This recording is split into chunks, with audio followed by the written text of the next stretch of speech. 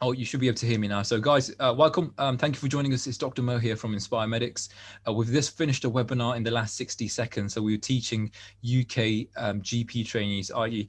Doctors who are just about to become GPs. And we did a teaching topic on croup, which is like a viral illness in children primarily, and also smoking cessation. Very, very soon, Dr. Sandhu is going to join us as well. And of course, today's topic is going to be how to get into medical school, top tips for interviews. We're going to break down all the different common cases and stations that come up, for example, for MMIs. I want to thank you, first of all, for joining us today. Of course, some of you are going to be brand new to Inspire Medics, the first time you've heard of the company. We'll give you an introduction to ourselves as well, who we are, what we do. So we're both fully qualified GPs who spend almost all of our time in medical education.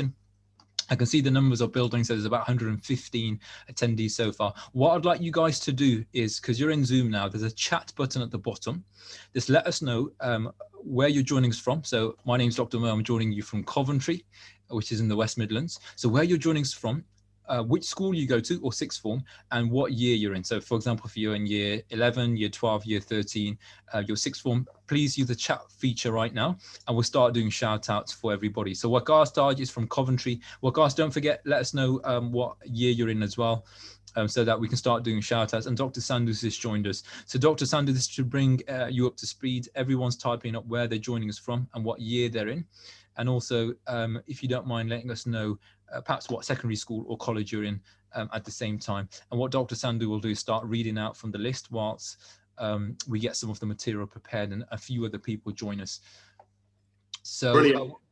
Okay, fantastic. So welcome, guys. Firstly, obviously, welcome. Thank you for joining us on a Sunday evening for this Inspire Medics interview preparation webinar. It's fantastic, guys. 133 people are already on, which is great. So guys, this is a bit, so you guys are new to iMedics. So what we do is we do teach, and we'll tell you about what we do later on, but we do teach doctors. We've just finished off with the UK GP trainees, and there's always an exciting bit, which is where I start off and I say, guys, whereabouts are you joining us from? Because we teach international doctors as well, and they're from all over the world.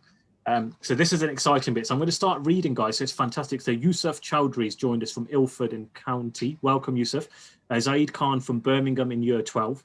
So guys, tell me where you are and whereabouts in the country you are. What school, if you want to give your school a shout out, and what year are you in? Anisha, Hearts RMS for girls in year 12. Eleanor Evans, Coventry to Eleanor. We always get excited when people are from Coventry. It's just the way that it is. It's when we've just had a webinar for the GP trainees. One of the doctors there said, yep, I'm a Coventry GP trainee, told us where he's from. And which school did you go to? So I was from Bluecoat. Dr. Mo was from Sydney Stringer. We look forward to hearing that from you, Eleanor. Mona Chiso from Conte. Rehan from Nuneaton. Nuneaton's not far either, off the A444. Lara joining you from Bristol, and I'm a university student. Fantastic. Welcome, Lara. We may have something in common because I was a graduate entry medicine student, so we'll come back to that as well. Maham, Manchester, year 13.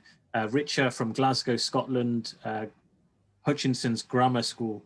Alistair Ray, Eastbourne, Bexhill College, year 13. Jayanth from Wales, Queen Elizabeth High School, year 13. Waqas from President Kennedy School. That must be President Kennedy from Coventry. Yes, another Coventry person. Simona Ali, Newham Sixth Form College, A-Level, year 1 from London. Linda Lee, Scotland, Glasgow Academy, S6. Eleanor Haig, year 12, Rugby High School. Fantastic. So one of the surgeries that I used to work for, they set up the clinic that was in Rugby High School. I don't know if it's still running there, but it's a lovely school. It's got a really nice building. It's one of those ones where you'd take a picture and you'd probably put it on Dr. Mo's Instagram page to get him some popularity. So Arenal Islam, Birmingham, King Edward VIII, Camp Hill for boys, year 12. I think this is the one that runs through Edgbaston. So we both went to the University of Birmingham. Osagadua, forgive me if I pronounce any of the names incorrectly. So Asagio Dua from Gloucester, year 13, school is Sir Thomas Rich, Yusuf Chowdhury, year 14, gap year. Andre Chan, Reading, year 13 from Maiden. I don't know if this is correct.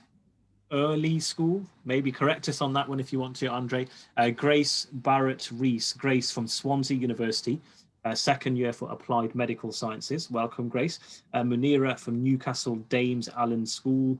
Neil Stottart from Neil Stottart is a careers consultant. Ah, fantastic. So different. I'm assuming you're not applying for medicine, but you're probably here for information. But welcome, Neil.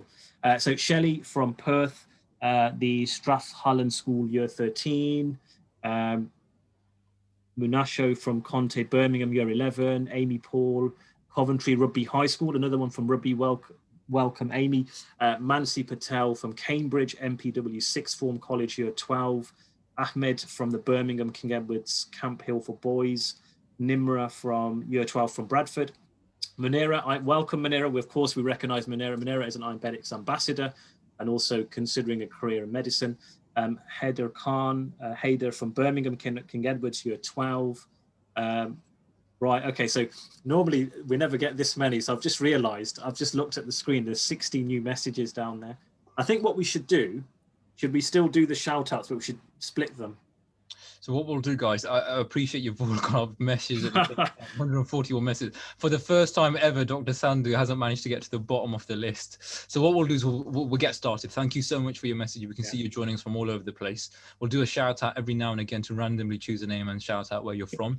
But we will get started because we've got tons of information lined up for you, because the type of information we're going to give you is information that comes from doctors. We're both practicing doctors. I've been a doctor for 10 years. Dr. Sandhu's been a doctor for 10 years. And we're going to give you how it is in terms of what you need to know to get into medical school, especially for the interview stage. So what Dr. Sandhu's going to do, have we got a Facebook group we can stream into, by the way? We have, yes. Yeah. So we've got the, it's only just set up, but let me just... So let me live stream into that.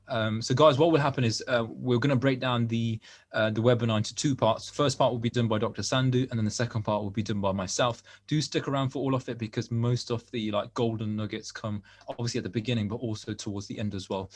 Vikas, what's the name of the group? Is it called Medical School? Yeah, here it is. So yeah, Medical School Entry Preparation. That's the one. So I'll put the link in there. So it's quite a new group. So,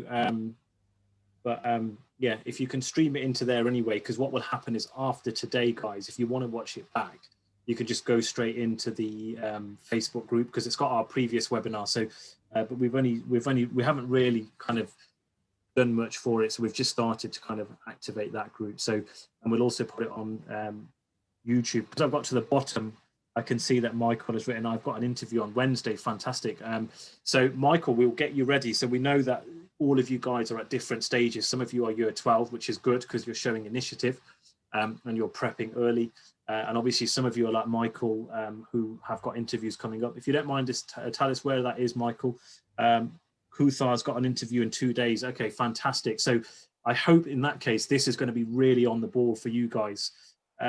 So Dr. May, you are streaming that. I can see that's gone live to the IMEDICS Medical School Entry Preparation Facebook group. So fantastic.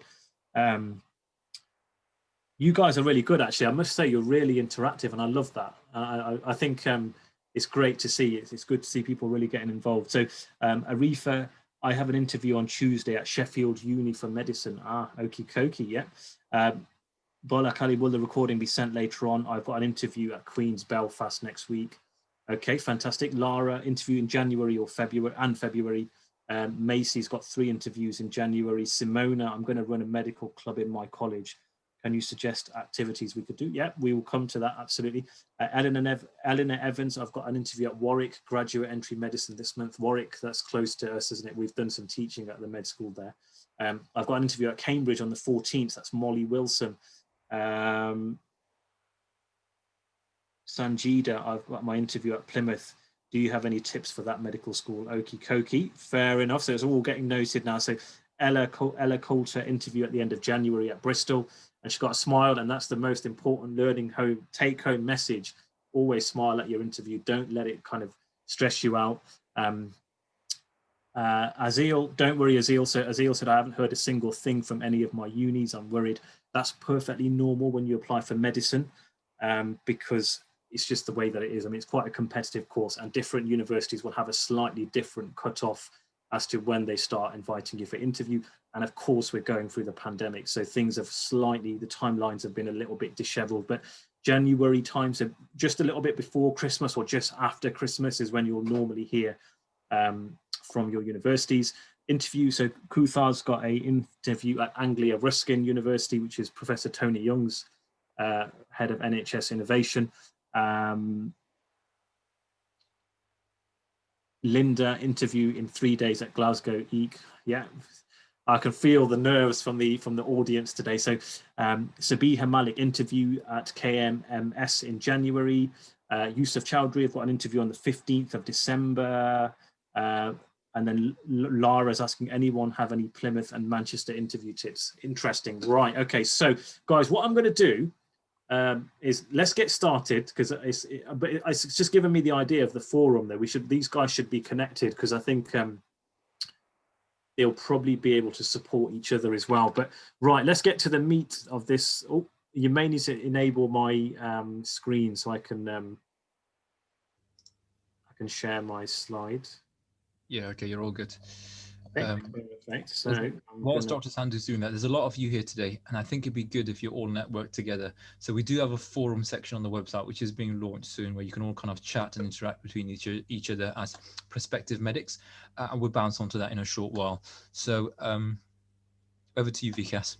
Yeah, perfect, guys. So, okay, fantastic. So firstly, guys, obviously, thank you so much for taking some time out on a Sunday night to join the iMedics medical school interview preparation webinar. We will go into a bit more detail as to a bit about our backgrounds, which are actually slightly different, which is good, because I think you'll get a good flavor as to kind of which angle you're applying to medical school from. Why should you come to us? We will talk about that in a moment. So I'm going to get rid of all this. So basically, you're now, so some of you have just mentioned that you're about to start your interviews. I think we did a first webinar about our journey into medical school, which you can watch back in our Facebook group. So by all means do that. But we kind of started off with an image like this. So you guys are at the beginning now of this journey. So you're kind of just about to head to med school. You're not quite sure what's happening. Am I going to get the offers? How am I going to get in? If I get there, what's it going to be like? Is it going to be easy? You know, and you start to kind of feel very fearful of what's going ahead. Well, we're going to try and make that road nice and clear for you guys so that you kind of know where you're going. There's going to be lots of jam-packed tips and, of course, some inspiration and advice from us as well. So who am I, or who am I rather? So Dr. Mo will talk about himself in a moment. So my journey was a little bit different to his. So I wasn't that good actually at GCSE level. It's just that I'd class myself as an average student. So I got a few A's, but mainly B's and C's, and I even got the odd D grade. So you can see from that first line that I wasn't the one that the teachers were going to say, right, he's going to go and study medicine. It was never in my head. And I became a little bit more, so my kind of aptitude changed when I reached A level. That's when I started to work a lot harder.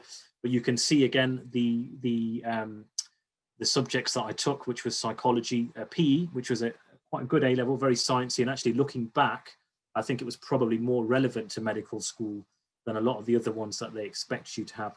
And of course I did biology, and my grades, I wouldn't say they were amazing, 2 A's and a C.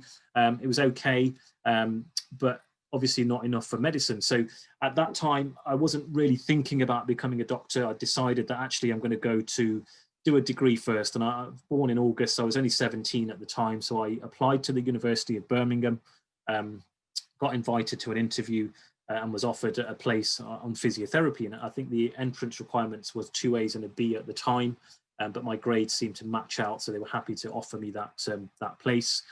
So I stayed at the University of Birmingham, and I completed my BSc, achieved a 2-1, and then at the age of 21, in fact, no, I was 20, I graduated, and I was thinking about what should I do next, and actually the idea of graduate entry medicine came to my head, but again, very competitive. They were giving bursaries then. There was lots of kind of, you know, do we do it, do we not? I did apply, but they said to me, you don't have enough work experience. So ultimately it was irrelevant. So I decided to do a master's, and I went and did a master's in sports physio, staying on at the University of Birmingham, and I managed to get a merit for that, which was quite good. During that time, I decided, okay, I've now got to make a decision. I'm 21. Do I do a PhD, which is what my brother had done, and follow his routes, or do I kind of, you know, go into the route of medicine? After a long thought process, lots of umming and ahhing, I thought, you know what, I'm going to book this UK CAT test. It was a very spur of the moment, did the UK CAT, did what many of you guys have done, which is applied for my 4 universities. I think I was rejected just straight away from, well, I think it was 2, was it 2 very quickly, and the 3rd one later on. The only one who invited me for an interview was Leicester, and Leicester doesn't have this course anymore, but they had a graduate entry medicine and surgery program, and it was probably the best place for me anyway. I think Leicester was, because as you've probably learned already, as I talk a lot and I think I'm a good communicator. So Leicester's heavily focused on communication. The interview was very informal, and it was great, and I really, really enjoyed it. So for me, I went on to do the 4-year course in Leicester. I completed that in 2012. And I think the reason we kept this slide and this in is it shows the transition. So I went from being largely an average student that most teachers, and probably even myself, probably thought, I'm not going to get anywhere really. I'm not going to be a doctor for full stop. To this stage, which was about 3 years ago in 2017. So when I qualified as a doctor, I did my junior doctor years in Leicester. I then came back to Coventry as a GP trainee, and I did my final exams, and I passed with one of the highest scores in the country. So the moral of this is to actually show you something, which is that it doesn't matter where you come from, doesn't matter what your parents do, doesn't matter where you are at the moment. With hard work and perseverance, you can get there. And we often hear these rags to riches tales, but we don't believe them unless you've been through them yourself. And having come through at the other end, the Royal College of General Practice is in Euston Square in London. It's a very posh environment, and it was a difficult exam. But to be able to get to that stage from here is if I can do it, then I'm 99% sure that the 155 of you that have joined us so far will also get there. Whether you get there, at this attempt, or you get there as a graduate, if you want to do it, you will get there, as long as your aptitude and your kind of mindset is in the right place. And that's kind of where iMedics set up from. iMedics was also formed in 2017. We didn't really focus much on the sixth form kind of side of things. We were training doctors, medical students in their exams, junior doctors for their exams, GP trainees for their exams, and also international doctors who want to work in the UK for their exams. But more recently, we've gone back to the beginning because we're now in a better position. Back last year, I was appointed onto the NHS England Clinical Entrepreneur Programme, which again was a good transition from where I've been. And iMedics has been pitched to NHS England. They love what we're doing. And so now we're trying to kind of open up the doors and make our stuff more accessible to people from all over the country, which is exactly what we've done here with this fantastic turnout from all across the United Kingdom. And it's obviously you guys that have done that for us. So what are we going to do today? Let's get down to the meat and bones of this presentation. So my section, we're going to give you a quick overview of the types of interviews that are currently being used. What will the medical school actually be looking for, and how are the interviews actually marked? So these are things that you should be mindful of, because again, reading the list that you guys have been putting in the chat box, I can see that you've applied to different medical schools, and those different medical schools will have a different type of interview. It's very important that you very quickly check their website so you know what type of interview that they have, because most universities will pick that one style. So what are the types of interviews? So you've got your traditional, this is what I had, this was a panel interview. Basically, there's going to be a group of people. It's normally going to be 2 up to 4, normally 3. It's going to be a doctor, whether that's a GP or a consultant. There will be a medical student, normally from the 4th or final year of that university that you're applying to. Sometimes there's a member of the faculty. That basically means that there will be one of the clinicians who actually teaches at the medical school. And also sometimes they offer a lay member of the public. So they may have access to patients, for example, who they say, do you mind sitting on the panel? And there'll be 4 of them. And they'll ask you maybe 2 or 3 questions each. Lasts about 20 minutes, occasionally goes up to an hour, but normally it's about 20 minutes to 30 minutes. It's quite a structured interview. So, there's certain set questions that they'll ask, and we will go into a bit more detail. It's a good chance. I think they're very good. I think it's a good chance, as long as you stay calm and relaxed. You can demonstrate your communication skills. You can demonstrate evidence of things like teamwork, leadership, motivation, Time's usually not a problem because they don't really cut you off. It's not a station. It's just they give you the question, they let you answer it, and then they move on to the next one. It's a relatively standardized process. So everybody who comes in on that day will have the same questions. People who come in the day after may not have the same questions. They may have a slightly different variation for what kind of questions they will get asked, just because they try to make sure that they don't make every day the same, but in terms of what happened yesterday, but they do try and standardize each day so that each of the students is marked according to how everyone else did on that day. So then you've got the multiple mini interviews. These are the new ones that were introduced.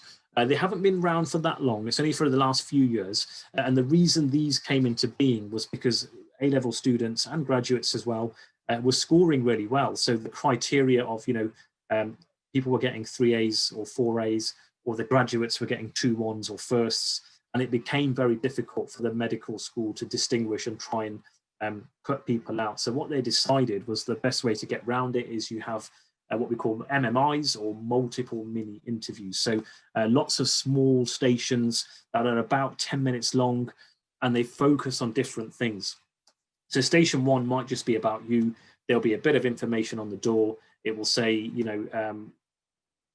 dear candidates, tell us a little bit about your motivation to study medicine. You have 8 minutes. And you'll walk into the room. You already know what the question is because they've told you. You will then briefly sit down and say, my name is so-and-so, and I've been interested in medicine because of the following reasons.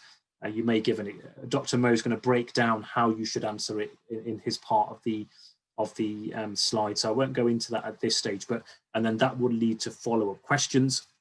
You'll then leave the room after 8 minutes. You'll move on to the next room. There'll be another sheet, and that might be an ethical scenario. It might say, I've got an example coming up. So it might be something like this. You may read, it might say, obesity has become a big problem in the NHS. There's a number of obese children and adults is on the rise. Obesity is known to be a major risk factor for various diseases, especially ischemic heart disease and diabetes. These diseases are costing the NHS millions of pounds each year. You think it's right for obese patients to receive treatment from the NHS? They'll give you 2 minutes to read a slide like that. And in that 2 minutes, having read it, you'll have to formulate a quick thought process. You'll walk into the room, and there'll be most likely, again, a doctor and a faculty member, plus or minus a medical student who's currently at the university. And they will actually just wait for you to answer that. And they will look to see how you're answering it. So what kind of, now these stations are interesting. These are the ethical ones. So the way it's written in a way to maybe make you think that, oh yeah, maybe obese patients shouldn't receive NHS treatment. They'll try and trick you a little bit. So you do have to be mindful that when you're reading this, keep your mind open. And again, we will come back to ethical scenarios. But just going back a step, so there'll be ethics, and there'll probably be a role play. So there might be an actor there and it might say on the door, Mrs. Smith has just been told that she has been diagnosed with esophageal cancer. Please can you go in and have a discussion with her and counsel her on the news that she's just received. Now that for us has become quite easy because we're practicing GPs, and of course we're involved in education as well. So we teach it, but we practice it, and we've done it for exams in the past. But for somebody who's coming from A-levels, or from someone who's coming from an undergraduate background but perhaps hasn't been exposed to clinical medicine, it can be very tricky if somebody says to you, look, go and break some bad news to that lady in that room and you've got 8 minutes to do it. Or, go and deal with an angry patient in that room, or go into that room and, I think the simple examples like teach them how to tie their shoelaces without using your hands. So it starts to focus on different things that you need to think about. So usually you'll have a few stations, probably about 10. It will last 1 to 2 hours. The good thing with multiple mini interviews, though, is that because it tests you on different things, there's a good chance that there's probably going to be something that you're quite good at. So all of you will have a different skill set. Some of you might be, quite team orientated, or strong communicators, or strong leaders, but weaker on other things. And the multiple mini interviews gives you that opportunity to kind of impress the examiners as you go through the stations. An interesting thing, so although it can be stressful, what you tend to find is that candidates tend to, I tend to use the analogy of warming up in the same way a sports player warms up and then starts to perform. You tend to find that in exams and in interviews, the candidate's always quite nervous initially. Once they've got a first couple of minutes under their belt and they've got used to their surroundings, they tend to become a little bit more natural. So, it's being mindful of that. Of course, time pressure is there. You can't waffle on. You do have to make sure you use your 8 minutes wisely. So as I said to you before, these are the common things. So there's not much that you get. It's not very different to the panel interview. The only difference is in a panel interview, you're sat in the same room and they're asking you the questions. If you're in an MMI, it's going to be each room, you will have a different component of the interview. Common things they test: how do you communicate? So can you tell me, can you show this man how to, for example, tie his, do a tie on this gentleman, but without using your hands. So tell him how to do it, but don't use your hands to direct. So you're having to communicate. Can you lift the left side, bring it forward? Okay, now can you bring that side over? Okay, now kind of loop it on the inside for me. So they're testing your communication in that way. Motivation to do medicine. This comes from the simple concept. The question that all of you will be asked is, why do you want to be a doctor? And what have you done to demonstrate that you want to be a doctor? So in other words, what have you learned from your work experience? And remember, it doesn't have to just be your work experience. Some of you will have life experiences, personal experiences, things that you've seen in your own lives. You can bring them in to this situation. The key trick, which Dr. Mo will teach you in his slides, is a brief introduction, describe what you're saying, and then reflect on it. So this is what happened. And because of that, I learned this, this, and this, and that's why I want to become a doctor. Knowledge of the medical school curriculum is a given. So whatever medical school you apply for, remember, you will apply to different ones. They'll all have different teaching styles. Some will have problem-based learning. Some will have more formal teaching.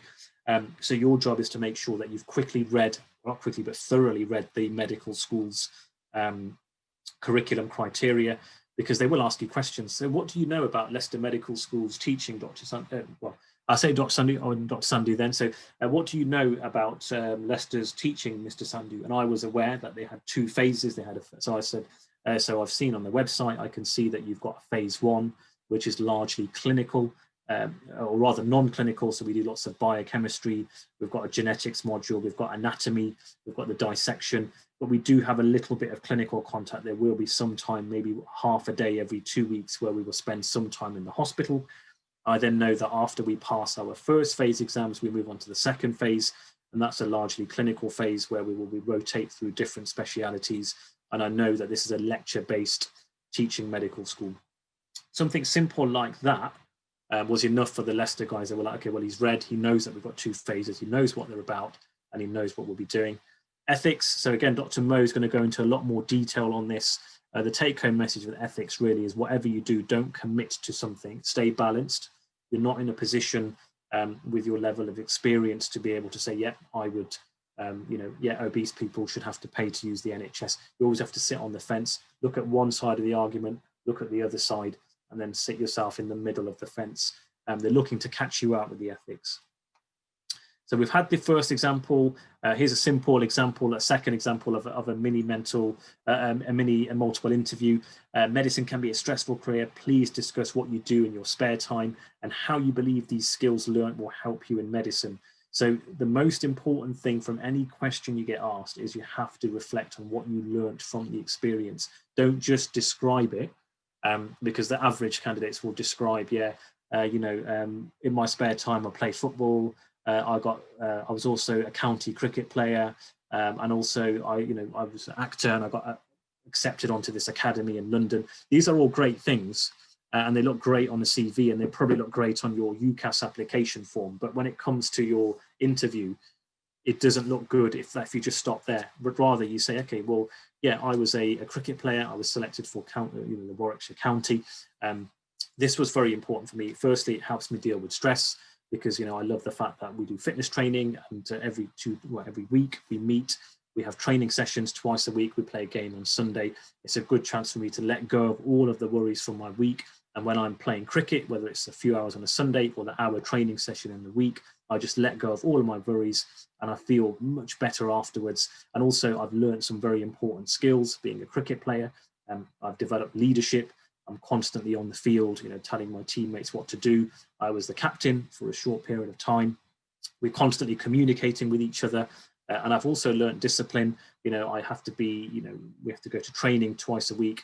And also the discipline of being, a seasoned cricket player and so forth. These are different skill sets that you've learned from whatever experience that you have. And you can say, I'm now going to bring these with me when I go into medical school so that I can be a successful medical student and in the long term, a successful doctor. So remember, you're not going to get thrown in the deep end. You're only going to be asked about these things, guys. So your motivation to study medicine, what skills you have, what you do in your spare time, what knowledge do you have of your medical school? Do you know a little bit about the NHS? For example, what was the NHS like before? What's it like now? Obviously, the hot topic, for you guys is going to be the coronavirus. There's lots of stuff on there, BBC Health, The Guardian Health, Independent Health. And we've got some blogs which Dr. Mo will talk about later on, which we've made for you guys as well. So you can use that for your revision. Of course, you're going to have an ethical station. I don't know what that says. It probably means practical.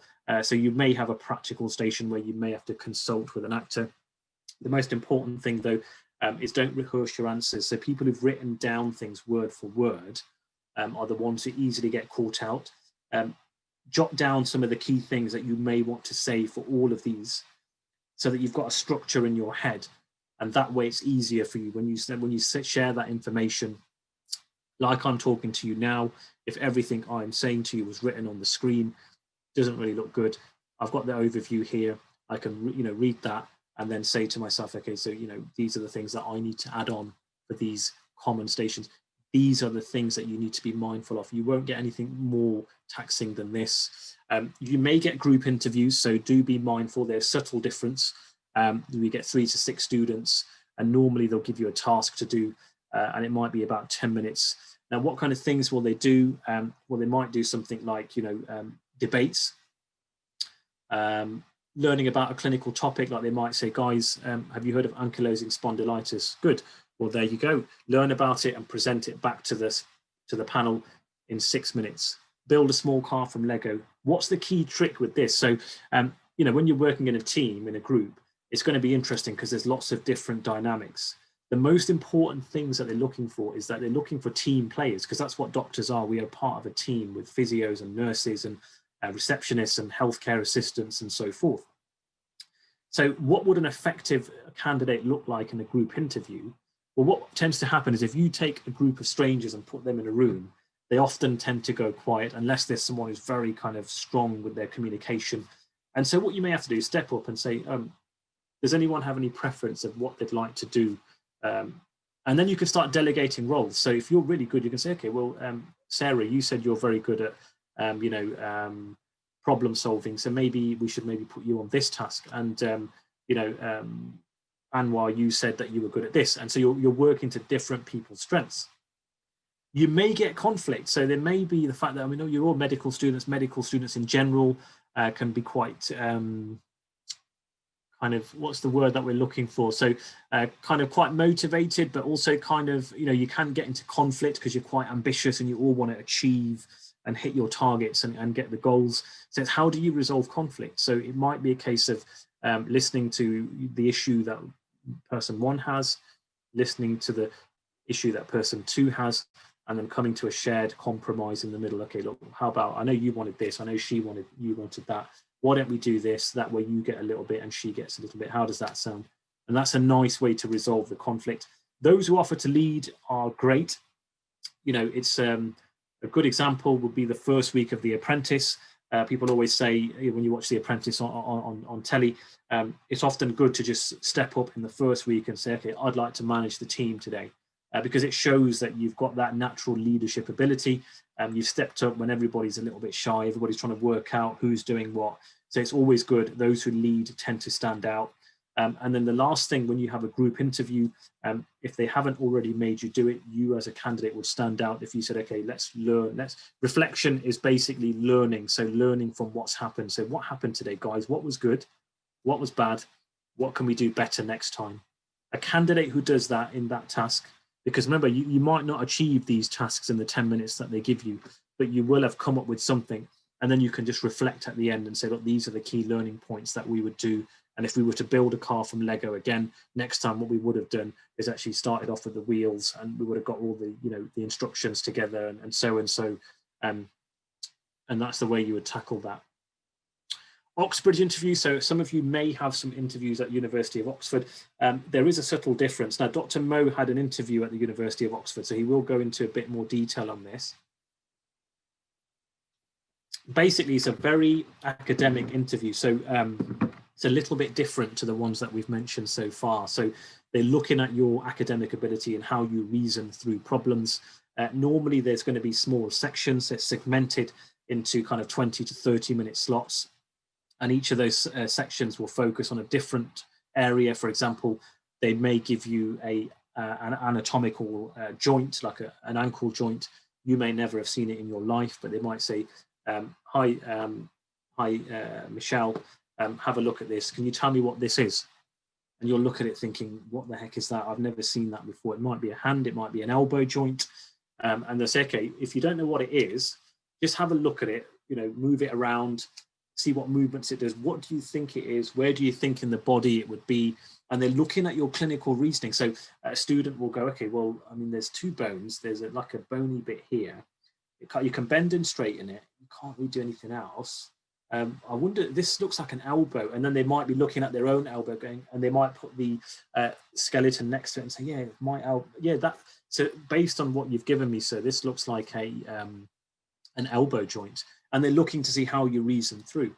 Ethics will be there again, so the same kind of stuff, abortion, euthanasia, hot topics, which Dr. Mo will touch on, and of course, understanding of the NHS. Now, previous Oxford University students have told us that, from what we've seen, have had questions on graphs, a little bit of basic biology, chemistry, and physics. It's not supposed to be hard stuff. And it's tapered to those guys. Obviously, if you're doing an A-level in biology, chemistry, and physics, you won't find it rocket science, but it's, it will be something which, you will get some basic biology principles that you may get questioned on during the interview. But the key thing that they're looking for is how do you reason through the problem? So it's just a logical thought process. Always look at both sides of the argument, and you're also supposed to speak out loud. So when you're looking at for example, if we go back to the anatomical skeleton, if they give you a joint, just one simple joint of the body, if you're thinking through things in your head but not saying them out loud, nobody really knows what your thought process is. So they're assessing your thought process. So say it out loud. Simple things. Dr. Mo's got a good one, but little things that do come up. So I think, why do we have two eyes? I mean, it's a bizarre question. But they'll say to you, okay, so why do we have two eyes? And they'll look at you and you may feel under a lot of pressure, like, why are they asking me that? So it's just logical reasoning. Okay, so why do we have two eyes? Well, okay, so if I look from my own experience, obviously we've got a right eye and a left eye. We call that binocular vision. That's very important because it allows us to obviously see forward, but we can also see from different angles. If I was to cover one eye, it would probably be more difficult for me because I've covered my right eye. So now I've lost vision on this side. So I've actually only got half, or what we call uniocular vision. And therefore it's going to be difficult for me to do tasks. For example, what about if I'm driving, if I'm at work, if I'm doing my studies, if I'm reading a book. So maybe we have two eyes because you need two eyes to have that kind of full all-rounded vision to be able to see things. It's how you logically reason through that they're looking, basically don't get stumped. So some students will just go quiet, and others who will just talk through. There's no right or wrong answer to these questions, by the way, guys. It's purely, it's just you talking through your thought process, not getting stumped by it. What do the medical schools look for during the interview? What do they want from us? Well, basically, these are the key things that you have to prove to the medical school. So they're going to say to you, look, we're going to score this candidate on how motivated is he or she to study medicine, how much do they know about us, how much do they know about life as a doctor. Now that will come from your work experience. What transferable skills can you show us today? For example, leadership, communication, teamwork, discipline. What work experience do you have? What do you know about the structure of the NHS, both the past and the present? How do you handle ethical scenarios? And notice it says, how do you handle ethical? It doesn't say, which is the right answer to the ethical scenario. There isn't a right or wrong answer. It's how do you actually tackle that station? Can you demonstrate a good work-life balance? So medicine's very stressful.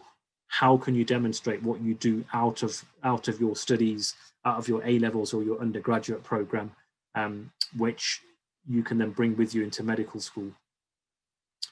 How should I prepare? What should I do? So the first thing you need to do is make sure you know your personal statement. So some of you have mentioned that you've got interviews coming up this week, which is really close. So what I would be doing now is I'd be getting my personal statement out, reading it, because remember, the sections are very similar. The first section is why do you want to be a doctor? The second section is your work experience. The third bit is your achievements. The fourth bit is your hobbies and stuff. So read it, try and anticipate what kind of questions you may get from that, but essentially know it inside out, because you will get questions from it.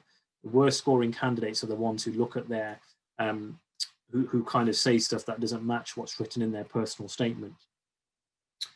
We've mentioned this word reflection a few times. So Dr. Mo's got a slide coming up which will make it easier for you to understand what we mean by this. Doctors have to reflect all of their lives. We're constantly doing this. We see cases, we don't know what's going on. We have to go away, we reflect, and we think, okay, what won't happen in that case? What was good, what was bad? And how can I improve myself? It might mean that I have to update myself on the guidelines and then improve my performance when I go back. Sports people do it, but reflection is a huge thing. When you do your work experience, don't just describe what you did, but rather, you spent 2 weeks with a GP or 2 weeks on a gastro ward. This is what I saw, and this is what I learnt from it. Current medical news. So remember, BBC, as I said before, BBC News Health. Read about the common ethical scenario. So Dr. Mo is going to cover that. Read about your medical school. So whichever interview you're going to first, just make sure you just read on that one for that day and then move on to the second one once you're going to that. Tell the truth. So don't be someone who makes things up. Sometimes, people are so eager to impress, they may kind of go into lying, and that's the worst thing you can do, because that would look really, really bad. Be yourself, guys. So the most important thing is you don't have to change. You're not going into this palace and you have to behave differently. Be who you are. Don't change who you are, because this is where you've got to somewhere. You've got to this level today where you're applying for medical school, and some of you have got interviews. You've got there because you deserve to be there. Don't think, oh, I'm out of my depth. I don't need to be here. I shouldn't be here. You're here because you deserve to be there. Practice with your family, your friends, your tutors. I know we've got a tutor, I think, from one of the career services. Sit with your tutors and say, listen, can you just grill me for the next 20 minutes? Do you mind? Sit with your friends, sit with your family, just talk to them, pitch, tell them, about what you've been up to. One of the things I told one of our ambassadors earlier is take an A4 bit of paper, sit in a room, have a hot drink or what have you, and just write down what you've done so far in your life. What's been good, what's been bad, whether it's a personal experience, family experience, failing an exam, was it an application that you did, whatever it was, stick it down, maybe put a bubble in the middle, which is you, and then put the lines coming off it, which are all these different experiences, and then try and absorb those experiences into your head and say, right, actually, I was doing a bit like I did with my first slide, where I said to you, look, I was an average kid, and now I'm doing what I'm doing now. So there's a big transition. So you have to be able to tell that story and understand it in your own head. And once you understand it, you'll be able to tell it to other people in a nice, short and concise way. Scoring of your interview is interesting. So they don't do much, to be fair. What they're going to do is, obviously you need to make sure you know what your medical school's doing, but they're going to scale it normally from 1 to 10. 1's going to be someone who's completely unsuitable, and then there's like slightly unsuitable, maybe okay. You get to the middle where they've got an average candidate, and then you've got obviously the 10s who are like the excellent and outstanding. Now, if you're a 5, you're probably in trouble, because it means that you're average, and it's only if everybody else around you is average will you be successful in gaining a place at medical school.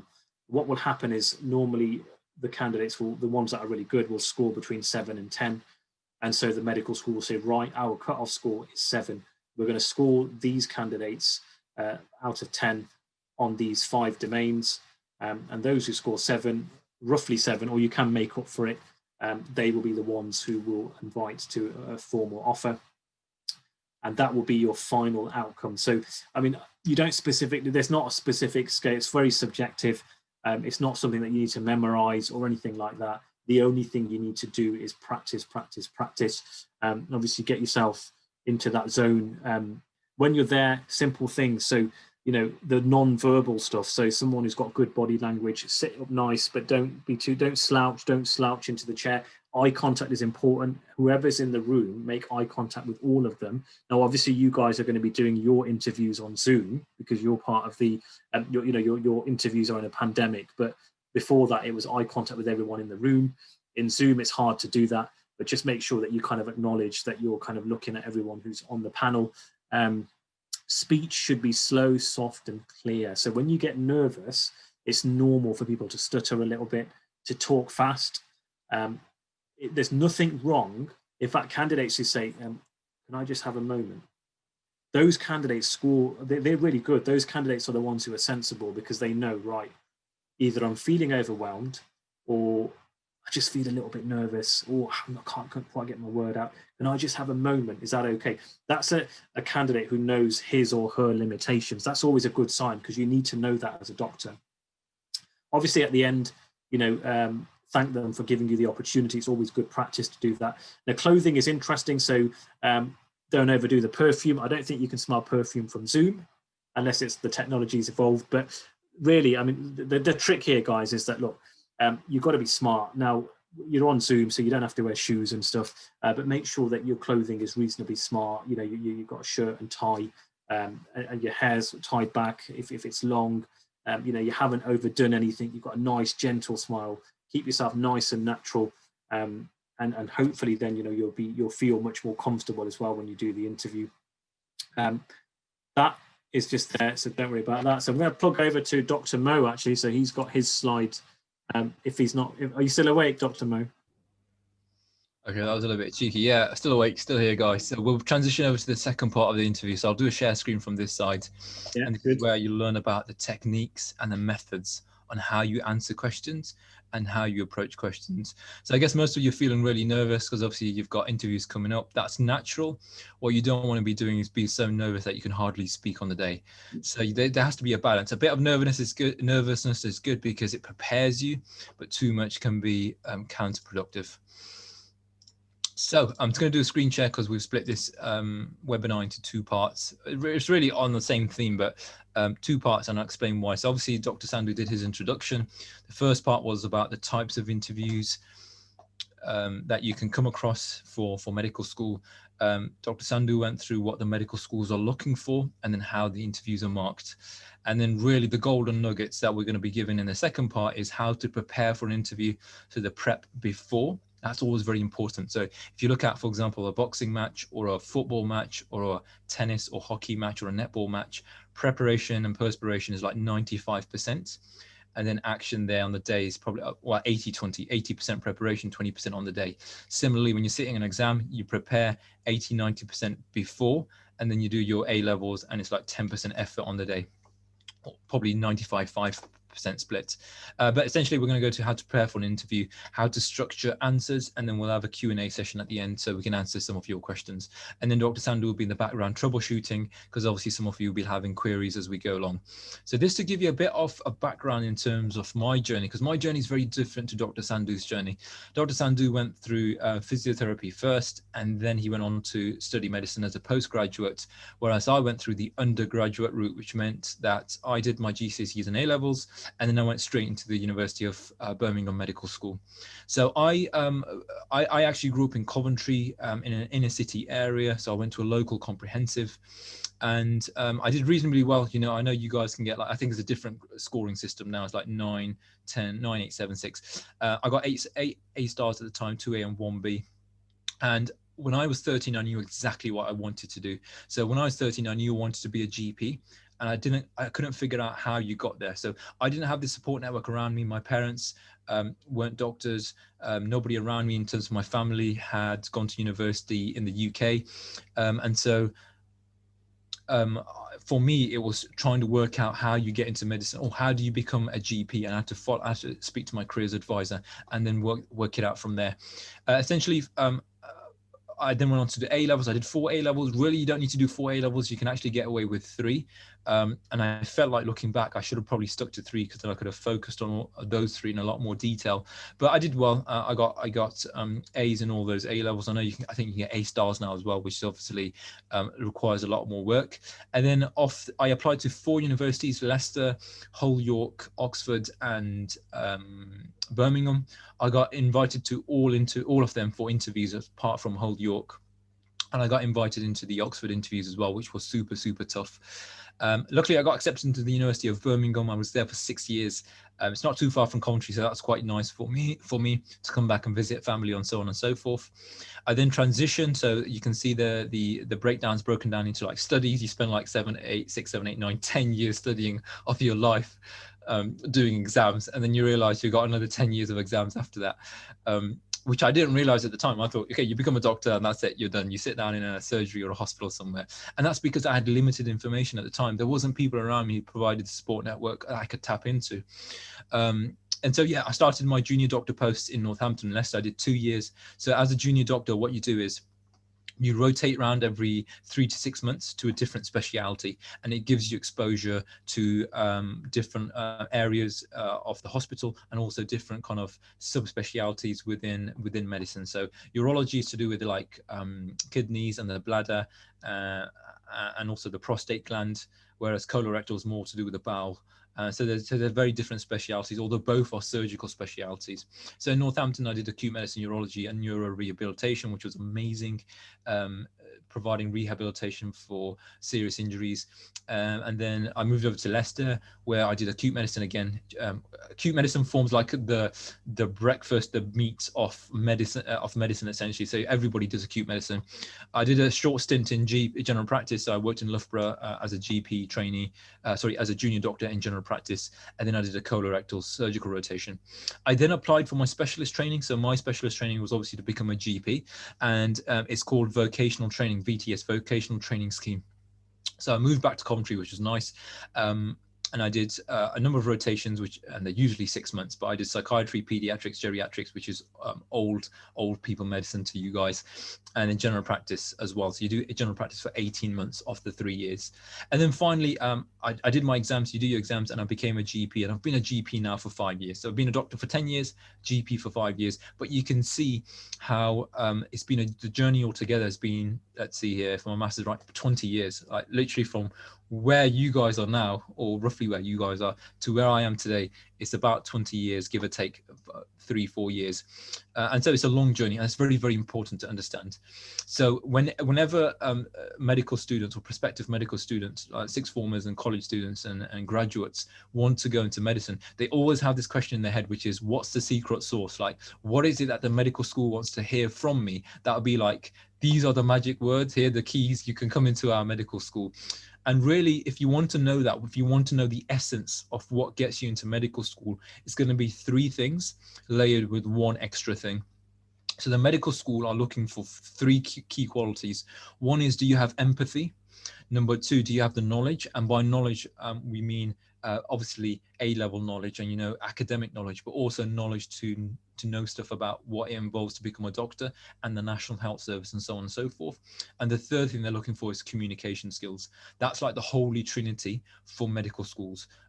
Does this candidate demonstrate good empathy, good communication skills, and good knowledge? And if you're able to do that on those 3 levels, you're going to get into medical school. So please write that down, those 3 skill sets, because you can mention those at interview questions. Whenever there's a question and you're stuck, your default is like empathy, knowledge, communication skills. And you can pretty much use that for most answers if you want to kind of have a starting point, and then you can elaborate later, which I'll come on to. The 4th thing, and I said there's 4 things, and the reason there's 4 things is because the other skill set, which is important as well as the holy trinity, is determination. Is also known as grit, because you can see if you start this journey today, you're going to be continuing on this journey now for the next 20, 30, 40 years of your life easy. Like, for example, right now, I'm still learning. I still do assessments. I still update my knowledge. We do revalidation. And so it's a continual process. And the medical school are specifically looking for determination. So that ability to, you fall down, you get up, and you go through various different hurdles in life and you keep on going. Candidates who fall down and then don't decide to get back up, like they fail an exam and decide, okay, I'm going to call it quits, or I didn't get into Birmingham Medical School, so I call it quits. The med school are like, well, okay, they're not probably set up for this journey that lies ahead, because along the way there's loads of hard knocks, which obviously develop you as an individual, as a person, as a doctor, but they're important that you understand that there are hard knocks because you need to work through them. So just to recap, the Holy Trinity, as we're going to call it, is that the medical school is looking for, is like the magic words: empathy, strong knowledge base, and communication skills, all underlined by determination. So that's a bit about my journey. And obviously I would have demonstrated those skills to have got to the stage to where I've got to, which is why it's so important. So the other key thing to know about medicine is that it is not a sprint, although it can feel like it. Like you guys are doing GCSEs, A levels, and then interviews, and then you've done your UK CAT. And then after interviews, it's like you have to finish your exams, get the grades, and then first year, second year. And it can feel like a sprint through the entire journey, when actually it's not. Really, it's a marathon. And yes, you do treat it as a sprint because you're working hard all the time, but don't work so hard that you burn yourself out. So you have to pace yourself. And it's important to pace yourself in a way where you're doing enough work each day that builds up over time. So for those of you who cram, especially for those of you who decide to cram for interviews, which is possible, it's not a good strategy for the long term, because when you cram, you're going to find that as a doctor or as a medical student, things start to build up.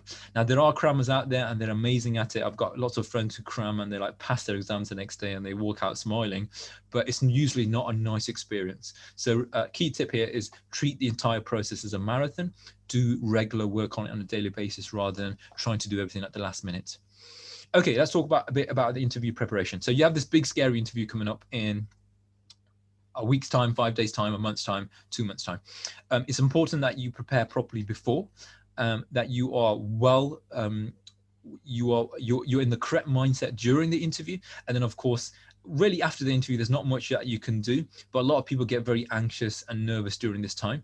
And so after the interview, it's about reflecting and thinking about what went well, what didn't go well, what you can improve on. And if things don't go to plan, what's your next step?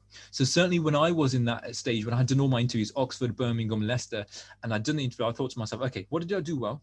What did I not do well? What do I need to change if I get any extra opportunity to do interviews? And what will I do if I don't get in? I always had that in my mind. What if I do, if I don't get, what will I do if I don't get in?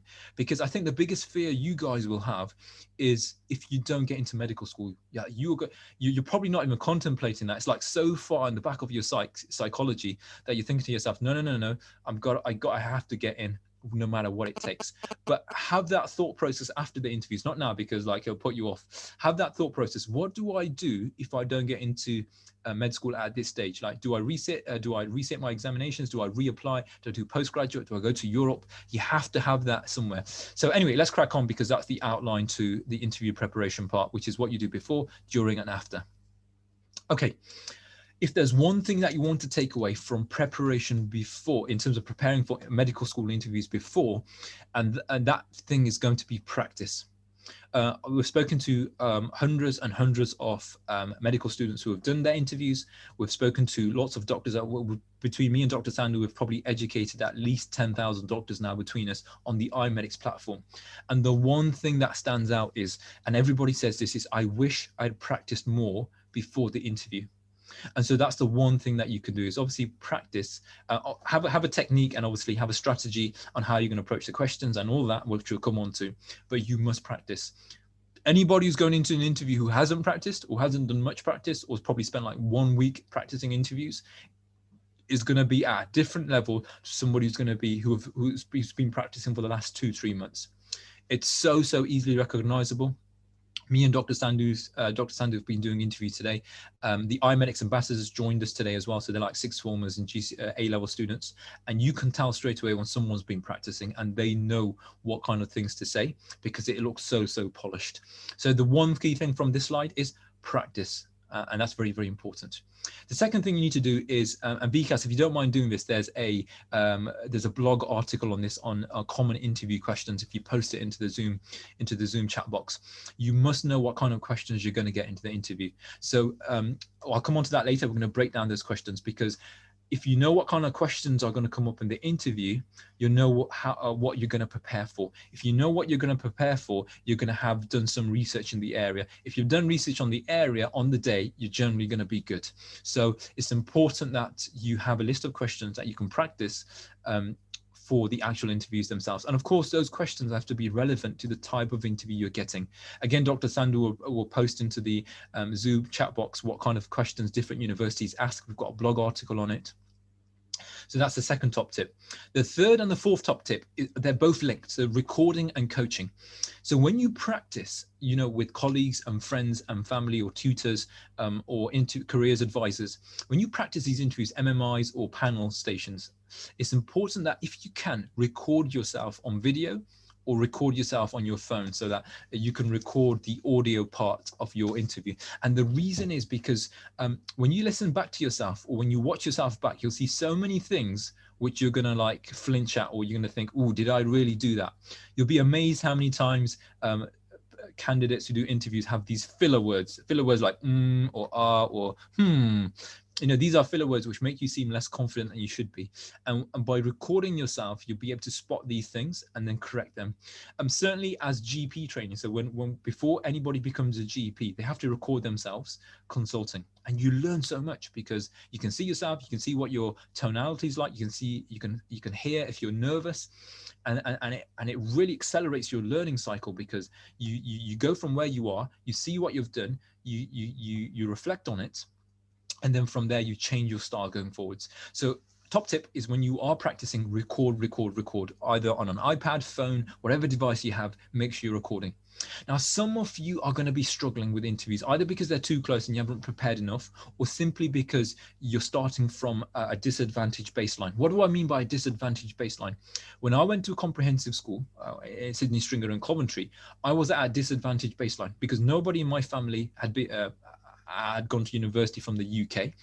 Nobody around me seemed to have been a doctor. Nobody taught me through the process. So when I got to the medical school interviews, it was like a big shock. And I think what they picked up on was probably the raw talent that they saw and the grades and the personal statement, and they added it together and they gave me an opportunity. But if you feel like you're going to struggle, what you may benefit from is coaching. And again, Dr. Sandhu will post a link into the Zoom chat about the coaching. And the reason coaching is so important is because if you're coaching with a doctor or a tutor, medical school tutor, they'll be able to pick apart your weaknesses and your strengths, and tell you exactly what you need to change, and you make those changes, and then you become obviously a much better version of yourself. So that's a bit about understanding the interview type. There's different interview types and practice for the interview type that you have, which is what Dr. Sandhu covered in the first part. The second part of preparation, which is really easy and you should not get wrong, is knowing about the medical school. So what's the curriculum like? How do they teach? What's so special about their medical school in comparison to others? How many students do they take in per cohort? Like all this basic knowledge about their course you should know. And the reason is because you are going to get asked, and there's different ways you can find out about that knowledge. So for let's say I'm applying to Birmingham Medical School or Oxford. First of all, I can go onto the website, fantastic learning place. I can go onto the UCAS website. I can go to speak to previous students. And then also there's forums as well. So there's online forums where you can chat between students and sixth formers and current medical students. iMedics is launching a forum in the next 3 to 4 weeks where we'll have different medical schools listed, and you could actually talk to those students at those medical schools and ask them about what their interviews were like. We haven't launched it yet, but we will come on to it soon. We are going to launch it soon. And then finally, the other part of preparation before the interview process is about knowing your personal statement. So make sure you go through your personal statement and pick out bits that you think that they may ask you about. I mean, there's common things like work experience, but anything interesting that seems unusual, the admissions tutors will pick up on, and they'll ask you questions. So in terms of preparation before, just to recap this slide, understand the interview type and prepare for it by practicing and recording yourself. Number 2, know a lot about your medical school and prepare the background knowledge on it. So you can create notes, write down notes, and obviously revise those before you go in. Number 3, also know your personal statement back to front, inside out. It's very, very important. The other things that you can do to prepare before a interview is to have an article prepared. So I remember in one of my interviews, I think it was Oxford, where they asked me, can you talk us through a recent medical article that you read, or any recent article that you read? And I used to subscribe to the New Scientist. They used to give students a discount, and I spoke about an article I read. I think it was a bit about gene technology or quantum physics, or something I'd read about. And I talked about that topic in the Oxford interview, because they want to see like how well-rounded you are and what your thought process is about the topic. And then they get you to evaluate the article and they get you to talk about your thoughts. So that's always important. Have an article that you read about. Could be, for example, the COVID-19 vaccine, the RNA vaccine. That's like a easy topic to know about because it's recent, it's relevant, and you can talk a bit about it and tie it in with your biology knowledge if you're doing A-level biology. Also, the other thing is, this is less relevant now because you don't really need to know the place, because obviously you're not physically going to the interviews, but you certainly need to know the time and the date. You need to turn up to the interviews on time if they're on Zoom or if they're on Skype, and make sure that you've got the software downloaded so that you're good to go, and you've got your devices obviously up to date and it's got all the relevant software installed, so that you can access the appointment time for your interview. Before the interview, goes without saying, eat well. Like don't like have, for example, the night before, something you haven't eaten well, or you haven't got enough calories in your diet, or they're not good quality calories. So good quality calories usually mean carbs, proteins, and fats, rather than having snacks the night before or the day before or the morning before. Do wear smart clothes. I appreciate you're on Zoom, but you can see I'm wearing a blazer. That's all important because you are creating a first impression. And of course, sleep well. You don't want to be turning up on the interview looking like you've hardly slept, like Count Dracula on the day. And then the other question a lot of students have is whether or not to drink caffeine. So there's 2 parts to this answer. If you normally drink caffeine and you find it gives you a perk, coffee, tea, Red Bull, then yes, go ahead and drink it. If you've never ever drank caffeine before and you pick up a Red Bull and you drink it, you're probably going to be like scatterbrained and like all over the place for the interview. So take that depending on where you are in your personal life in terms of your diet.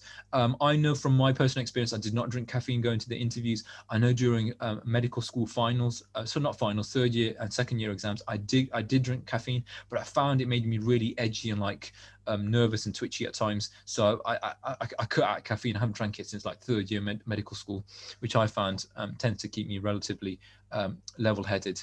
So other key things to know is IT equipment. So have good lighting. Either sit in front of a window, because you're going to be doing online interviews. The lighting has to be good. You can see the lighting here is amazing because I've got a professional light set up in the background. You can see it like pointing at my hand. I've got a professional mic as well, cost me about 20-30 pounds. And then obviously I've got the Zoom software, and my laptop is plugged into the correct PowerPoint. So it's all on. Sometimes you won't believe it, like your laptop would run out of juice and like the whole thing goes off, and that's it, your interview's done. You'd be like tearing your hair out, you'd be crying. So don't do that. Have everything connected so that you don't have that issue. And the other key thing is during your interview, make sure you breathe, because a lot of candidates, when they get nervous, they tighten up. The muscles around the chest tighten up, and they forget to breathe properly. So they'll take a breath after every 30 seconds, or they'll take short, shallow breaths. And what that does is it starts to build up the lactic acid in your body, and you start to feel fatigued, and your brain doesn't work as sharp. And so that's so important. And that's why a lot of people love yoga or like breathing exercises, because it provides that oxygen into your blood, which allows you to keep on going mentally. So very, very important to keep on breathing during the interview process, or when they're asking questions. Make sure you're taking breaths in. Now, don't overdo this. Don't sit in front of the camera and start going like that, because obviously that's going to cause a few strange looks at you from the other side. And then in terms of psychology during the interview, make sure your voice is nice and clear. Make sure you're speaking your words clearly. Make sure you've got good eye contact. What that means is you're looking at the screen or at the camera. Don't be doing this, looking to one side whilst answering a question. Really, really bad. You will get marked down. Body language, use your hands where possible. That's always important. And energy, bring good energy to the interview. Like, you've all been in a room where you've walked into the room and that person like sucked out the energy out of the whole room for whatever reason. But there's times when you walk into a room and you speak to someone, they have amazing energy and you vibe off them. So that's important, have good energy. And good energy usually means either being happy, content, or just having a positive vibe. And then don't forget to smile. So very important at the beginning to smile, during the interview to smile, and at the end to smile. That's always sets a good precedent, a good first impression. And they'll have a positive memory of you, the interview panel as well. And I'll come on to this now. I'll give you a structure, but have a structure and think before you answer. It goes without saying. So let's talk a bit about the system. Like everybody wants a system. Like, Dr. Mo, do you have a system on how I can basically learn to tackle any interview question? And the short answer is yes, there is a system. There is a system which allows you to answer any question, but it requires practice. And it requires obviously practicing various different types of questions. But the key thing to know is that all interview questions will fall under 8 key. I typed in 9 here, but there's 8 key areas. There are only 8 types of questions the medical school can ever ask you. And so what you need to start doing is recognizing what question falls under what category. As long as you understand what type of question you're being asked, you'll know the correct approach. So let me recap that for those of you who are starting to like look at your YouTube feed, or if you're starting to look at your social media channels. There are only ever going to be 8 types of interview questions that can come up. And if you know what type of interview question you're being asked, you'll know the correct structure to have and the correct approach. And for that reason, you should be scoring full marks. So what are those 8 types of interview questions? And the first type of interview question is questions that determine your motivation. The good example is like, why do you want to do medicine? That's a classical motivation question. Other questions are like to do with motivation are medicine is such a long career. Why do you want to do medicine? So that's the first type of interview question. The second type of interview question revolves around your experience to do with medicine and what kind of experience you've already done. So it could be like, what work experience have you done? Have you worked with doctors before? Have you interacted with doctors? Can you tell us a bit about what you've learned in your research for medical school? That's an experience type question. So it requires a very specific type of answer. The third type of interview question is looking at what type of skills you have as an individual. These are called transferable skills. What does that mean? It means what are your strengths? So there's different ways of saying that question. And believe it or not, a strange way of phrasing that question is saying, what are your weaknesses, or what is your biggest weakness? What the interview panel are really saying are, what are your transferable skills? And so what they're saying is, take a weakness, make it your strength, or tell us about your strengths and gloss and make it relevant to your weaknesses and tell us about that. So it's very important that you understand the type of question you're getting and where it slots into one of these 8 categories. The fourth type of question you get asked is general knowledge around the National Health Service, the medical school itself, or hot topics. Hot topics can be like the coronavirus, COVID-19, the vaccination for the COVID-19 pandemic. It could be, for example, to do with smoking. It could be to do with heart attacks in the UK. You know, these are topics you have to read around, and there's a certain approach. And again, guys, I'm going to come on to all of these areas soon and how you approach them. The fifth type of interview question you get is about how you understand the role of a doctor and the journey of a doctor. So you get questions around, okay, how do you become a GP? Like, what's involved, or what's the pros and cons of being a doctor? So it's about understanding that. The sixth type of question you can get in interviews are ethical questions. So they'll be testing how you approach ethical scenarios. And again, I'm going to come on to that. The seventh type of interview question will be role playing. And essentially, you're like, either you are temporarily the doctor, or you're seeing the patient, or you're role playing a situation where like you're in a group and you have to like debate something. That's role play, because you're role playing a certain role within that mini mental interview, multiple mini interview, or you're role playing a certain scenario. And then finally, the last type of interview question you get is to do with work-life balance. And what they're looking for there, and I'll come on to that, is how do you feel about obviously studying and working, but also having a personal life or social life at the same time. So all of these interview questions are still underpinned by 4 key areas. And I mentioned these before, and you should write them down, have them engraved in your head. It's the Holy Trinity, which is empathy, communication skills, and knowledge. And then that's all underpinned by determination. So if you ever have a mind freeze, you're in the interview and you're like, you go completely blank, your default should be, okay, let me talk about empathy, knowledge, and communication skills, and I want to talk about my determination. And that should usually set you in good stead for most interview questions. And obviously we'll touch on some of the other ones. So let's start off with the first one. Motivation questions, as I talked about, are questions like, why do you want to do medicine? And it's important to have a 3-step or a 4-step approach to these questions. The reason you want to have a multiple-step approach to these questions is because, A, you don't always want to say something like, okay, this is an example of a bad answer, guys. So Mo, why do you want to do medicine? Because I like helping people. And the interview panel will look at you like, okay, is this guy or girl going to say anything else? Is that all you have to say? That's a good example of a bad way of answering that question. A good candidate, on the other hand, so this is the key learning point. A good candidate will talk about that answer for at least 60 if not 60 seconds, if not 2-3 minutes, because that's like a fundamental question. So you need to be able to talk about it, and you need to be able to structure your answer. So you can't be going off in different directions and they're like, whoa, what's going on in this candidate's head? It's got to be structured. So you got to have a beginning, a middle, and an end. Key principle of answering any interview question: beginning, middle, and end. So step 1, which is the beginning, is obviously explaining why the question is relevant. So the question is, why do you want to do medicine?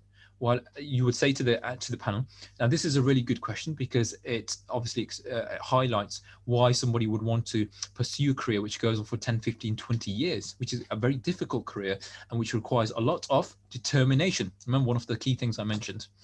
And I would like to talk a bit about why I have a lot of determination in following a career like medicine and why I want to do it. Then what you do is you bring in a personal example. So you bring in an example which is personal to you. Do not memorize something that you've learned in a book, because that's not going to be personal. Your personal example could be that your father had a heart attack, or your grandfather had a heart attack and you cared for them as a carer, or something along those lines, or you worked with a GP in a surgery, or you shadowed a surgeon in a theatre. You take a personal example and you highlight the empathy, the knowledge, and the communication skills that you saw, and then you project that into the future. I saw these skills. It made me reflect. This is really something I want to do. I want to build on my knowledge, my communication skills. I want to help people. This is the way the surgeon helped that patient, and he helped them. He essentially cured them from their appendicitis. And I want to become a doctor who becomes like this surgeon who I saw.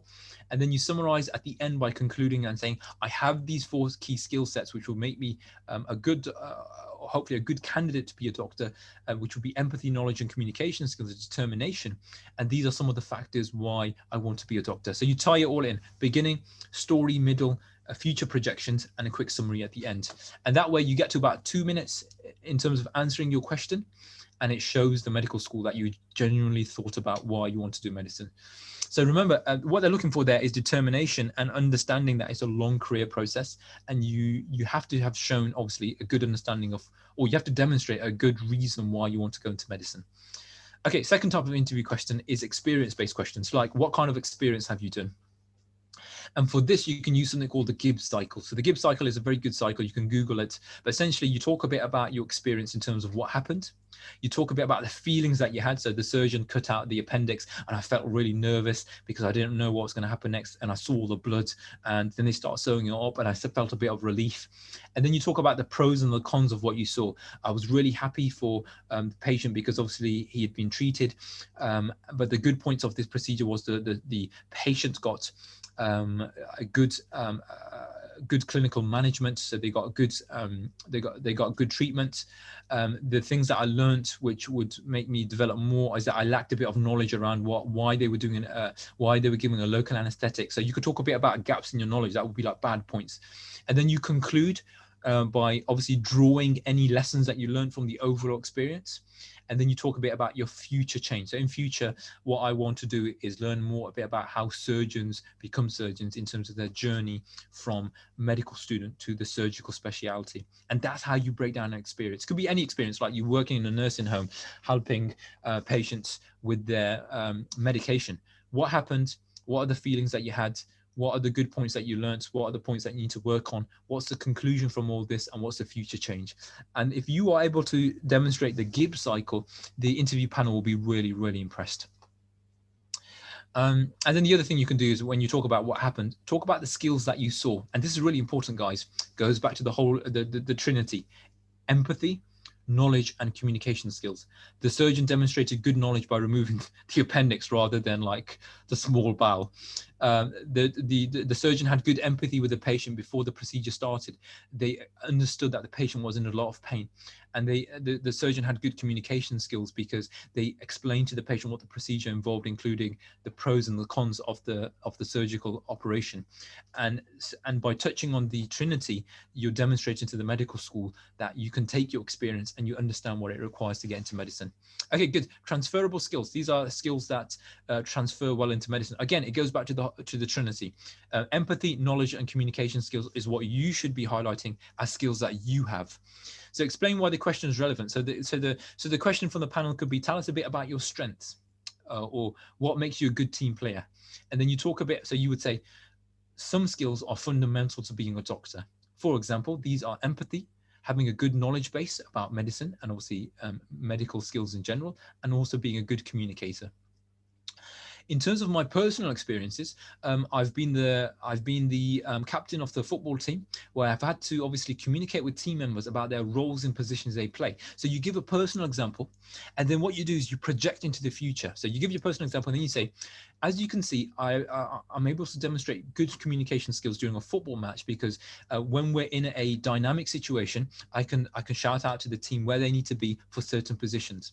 Now, I think this will be very good, very important for being a future doctor, because as the part of the role of being a doctor is working in a team, working with nurses, physios, healthcare assistants, and being able to demonstrate good communication skills within that multidisciplinary team would hopefully set me in good stead as a future doctor if I'm able to build on the current skills I have.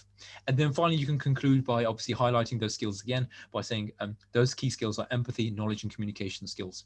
And that's the way you talk about transferable skills. Okay, next big topic, and really the only way to kind of get around this is you need to read about it. Hot topics which might come up, and we have a blog article on this. Good example is COVID-19. The structure of the National Health Service and how it's organized, that's very important that you understand that. And you need to obviously know about the medical school you're applying to. So the topic may be, the question may be, why are you applying to Birmingham Medical School? This is an interview question which falls under this category. And so you need to say, okay, I appreciate that's important as an applicant to this medical school. I understand what the curriculum is like because it demonstrates that I've researched into this medical school properly, and I'm not just applying to any medical school in the UK. And I have done my research. I have looked on the website. I've spoken to former students. I've come to the open day, and I've also looked at forums online, and I've also gone to the iMedics online, and you can give the work experience, for example, webinar that we do. And I'm able to see that you conduct for the first 2 years clinical lectures, which then break down into small case-based discussions. You also do, and then you can talk about that curriculum at length if possible, the first year, the second year, the third year, the fourth year, fifth year. And if you did that, the panel on the interview will be very, very impressed because you've read about the medical school, and of course you've talked a bit about why it appeals to you in terms of the structure. And then if there's any extracurricular things that you want to tie in, maybe you do polo, maybe not polo is a good example, maybe you do tennis, and this medical school has a good tennis society, or they're well known for their tennis facilities on campus, or maybe they have they're very good in research, and you can maybe bring that into the question. And then of course you can signpost where you can get more information in case you're lacking information at any point in that question. The fifth type of the category that you can get is doctor's career questions. So really these questions revolve around, do you know what's involved in a doctor's journey? I mean, me and Dr. Sand have gone through it, but you need to be able to answer that question well. So always go to your default, which is something like, that's a very good question, and I can see why you've asked it, because it's important for me to understand what's involved in a doctor's career if I'm going on this 10-15 year journey.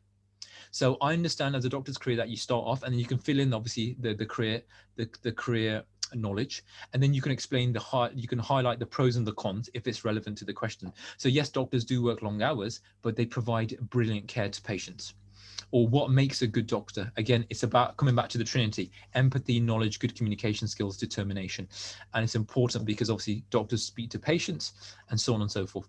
Then what you want to do is project that question into the future. And what that means is you see yourself being a doctor. So and then you would say, I've now spoken about a 5-year or a 10-year journey of a doctor. I would love to be in a position where I can go through that. And at the end of it, I would like to be a consultant pediatrician. As an example, that's projecting to the future. That's seeding into the mind of the panel on the interview that you know where you want to go and you're telling them where you want to go. And then of course you can summarize. Okay, ethical questions. Ethical questions need a very, very specific approach. And there's a 4-step approach to this. First thing you need to do is verbalize what the ethical dilemma is. I'm giving you some topics underneath. You can have a quick look and research these on the internet. But let's take euthanasia. So euthanasia is where a patient wants to kill themselves. Like, it's illegal in the UK, but not in Switzerland. So if the panel says, okay, talk to us about, or it's a group MMI, talk to us about the ethical dilemma of euthanasia, go. And you're like, okay, euthanasia is obviously an ethical topic, and the definition of euthanasia is whether or not a patient is about if a patient wants to kill themselves because they may be struggling with pain symptoms, for example. And the ethical dilemma here is between 2 things. One is, of course, the sanctity of life, i.e. It's important to preserve life, and that's what we try to do as doctors. We try not to take life. And then the other side of the dilemma is, of course, the legal side. The other side of the dilemma is UK law, which means that it's illegal to obviously go ahead with euthanasia in the United Kingdom. So the ethical dilemma here is to take life or not to take life, and where euthanasia fits into that. So euthanasia is a procedure whereby doctors assist patients to die, which they, technically speaking, in the UK shouldn't do. So what are the pros? The pros, obviously, of euthanasia are you can take away the pain from the patient. It fulfills the patient's wishes. It helps them to have a quick and painless death. But the cons are it's illegal. It goes against the sanctity of life, i.e. doctors are supposed to help patients stay alive, and so on and so forth. So you talk about the pros, you talk about the cons, but the most important thing is, after you've talked about the pros and the cons, is that you remain undecided. You say to the panel, as you can see, there are pros to this ethical argument, and there are cons to this or disadvantages to this ethical argument, and it's important that at this point in the journey that I remain neutral, and that's what always a good candidate would be able to show. So how do you approach ethical questions? You highlight the ethical dilemma. This is a question about taking life or not taking life. This is the ethical dilemma, because doctors should be preserving life and not taking life. What are the advantages of euthanasia? What are the disadvantages of euthanasia? And where you are personally. And there are a range of other topics. Obviously, you can read around abortion, autonomy, Hippocratic Oath, Jehovah's Witnesses. The 7th type of question type you can get is a role-playing. Role-playing can come in lots of different shapes and forms, but the 2 common ones are breaking bad news and medical intervention. So how do you break bad news? There are 5 steps. Open question. So you start off by so obviously you introduce yourself. Hi, my name's Mo. I'm a medical student. Would it be okay to ask you some questions? Open question. How may I best help you today? Because you have the news on the sheet outside. It'd be like the patient has pancreatic cancer. So you let the patient talk first, and then after they've spoken, you then signpost. Signpost means letting them know that something bad is about to come. So signposting saying, Mr. Smith, I do have some news which you may find upsetting. That's called signposting, telling them that you're about to tell them bad news.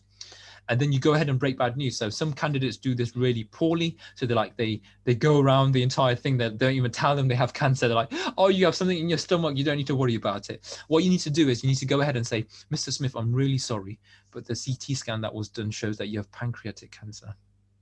And then you go quiet and you lower your voice in the process. And the default is to go quiet because the patient's in shock. And then only when they engage with you, do you then engage with them if they've got questions. Once they obviously engage with you, express your sympathy. So you say, Mr. Smith, I'm really sorry, of course, to break this news to you. Let them ask them any questions they have, and then have a follow-up. Say, okay, we'll see you now in 2 weeks, or you'll now be seen by a specialist. So breaking bad news, open question, signpost that you're about to break bad news, break the bad news, be quiet, remain quiet until they engage, express empathy, and then have a follow-up. That's the rough outline to breaking bad news for MMI role-playing scenarios. For role-playing scenarios where you're having to intervene, I recommend stopping smoking, recommend losing weight, recommend having a healthy diet. Start off with an open question. So why do you want to lose weight? Then go on to closed questions. How much weight do you want to lose? Have you tried any other thing? How much weight do you want to lose? What strategies have you tried? Discuss the past, so that kind of crosses over into what kind of things you've already tried. Have you failed in the past? Empathize. So I'm really glad that you've come in today to explore this.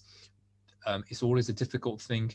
And then signpost. There are lots of services available: smoking cessation services, dietitians for diet, physios for exercise, for example. And that's how you structure it. Open question, closed questions, find out a bit more about, obviously, so with stopping smoking, closed questions will be how much they smoke, how long have they been smoking for. Discuss the past, what they tried in the past. Empathize. I'm really glad that you came in today. This is really good. And then signposts where they can get access to more information, or how they can proceed to stopping their habits which they may have. And then finally, the eighth type of interview question is work-life balance questions.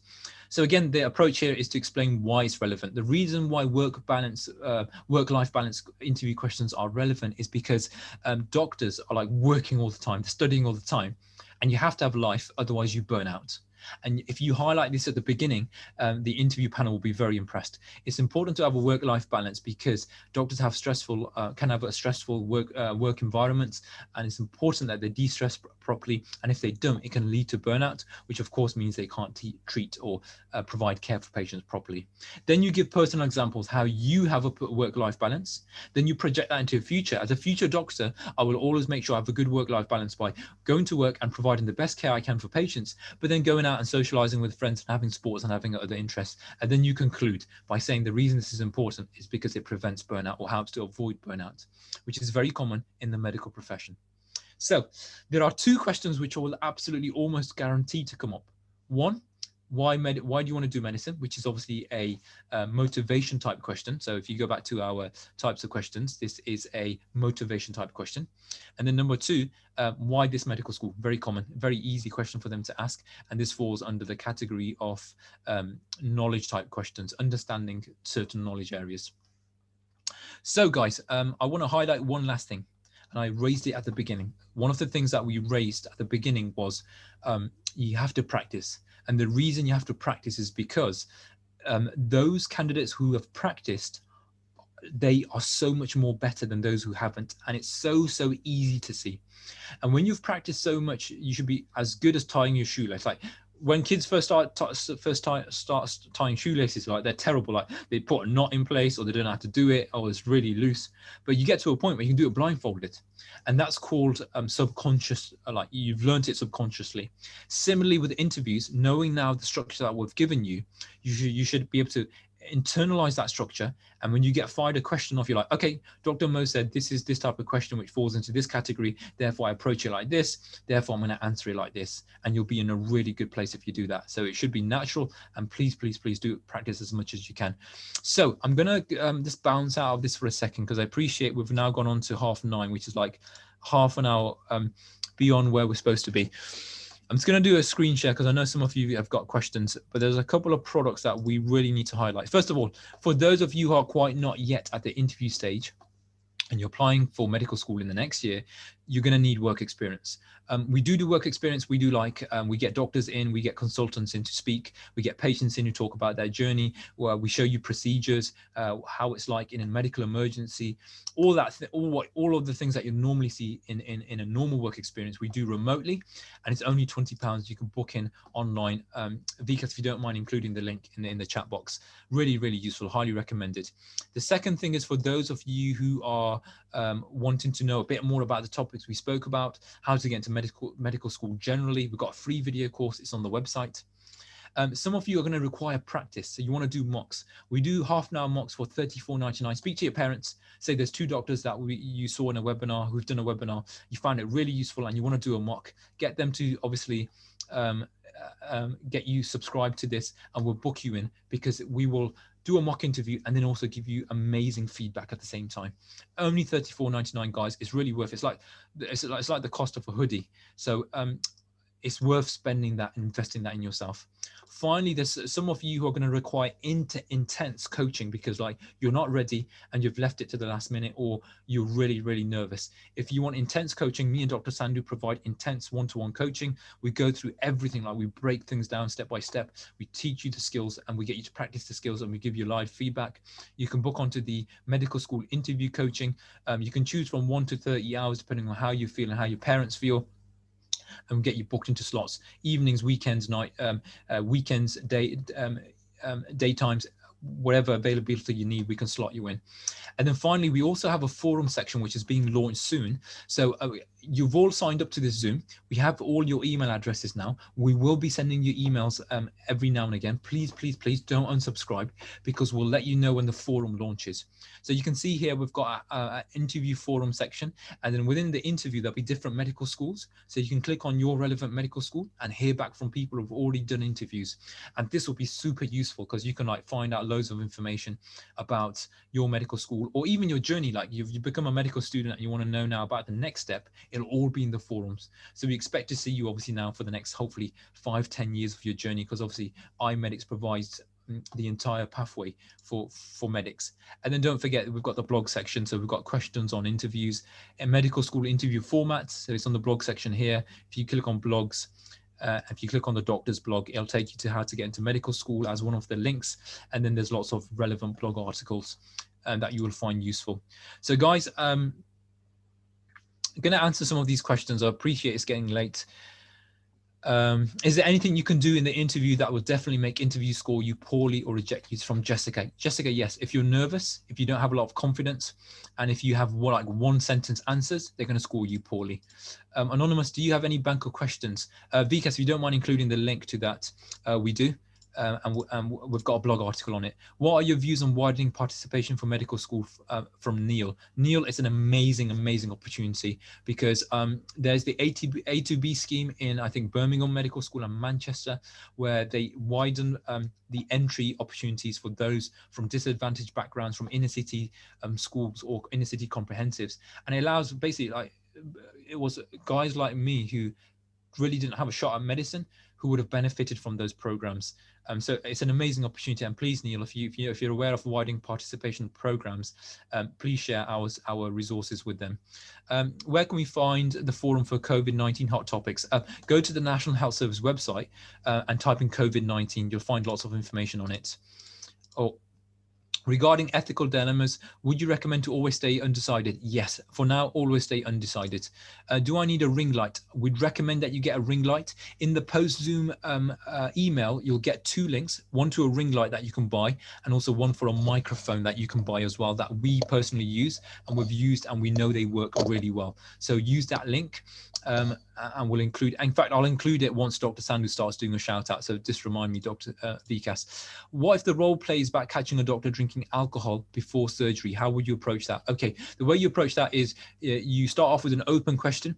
So tell me a bit about how you've been getting on Dr. Smith. Have you been having any stress? We've had some concerns raised. These are the concerns. What are your thoughts on that? This is how we're going to proceed. That's how you break it down. Because obviously drinking alcohol before a surgery is not allowed according to the GMC. Simona, okay, Simona, you did get in touch. I think we emailed you as well about this. So please check your email.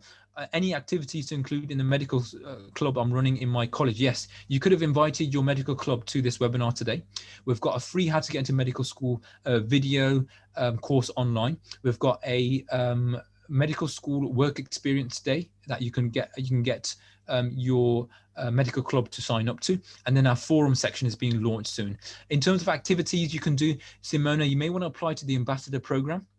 We have monthly challenges, and you can set these challenges to your medical club that you run.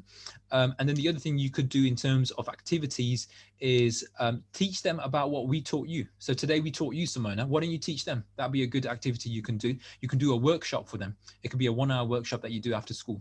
Andre, tips for the day before the interview. Andre, get some sleep. Make sure you eat well, revise any notes that you've made on the medical school or any kind of things about your personal statements. That'll be the top tips. How do you answer, where do you see yourself in 5 to 10 years time? The key thing there is about so that question there is to do with the career of a doctor. So you need to talk a bit about the career of a doctor and kind of verbalize that and say, I want to see myself there in 5 to 10 years. Are there any specific tips you have for Leicester Medical School interviews? We have a blog article on it in terms of what type of interviews you get. And it's worth looking at that blog article. But otherwise, all the topics the topic areas we covered today will set you in good stead. Most medical schools will ask whatever we've mentioned in our webinar today. How would you reply to a question asking about how a family member and a patient play a role in your job? Do you want to clarify that question? So the question's not quite clear, whoever said that. How would you reply to a question asking about how a family member and a patient play a role in your job?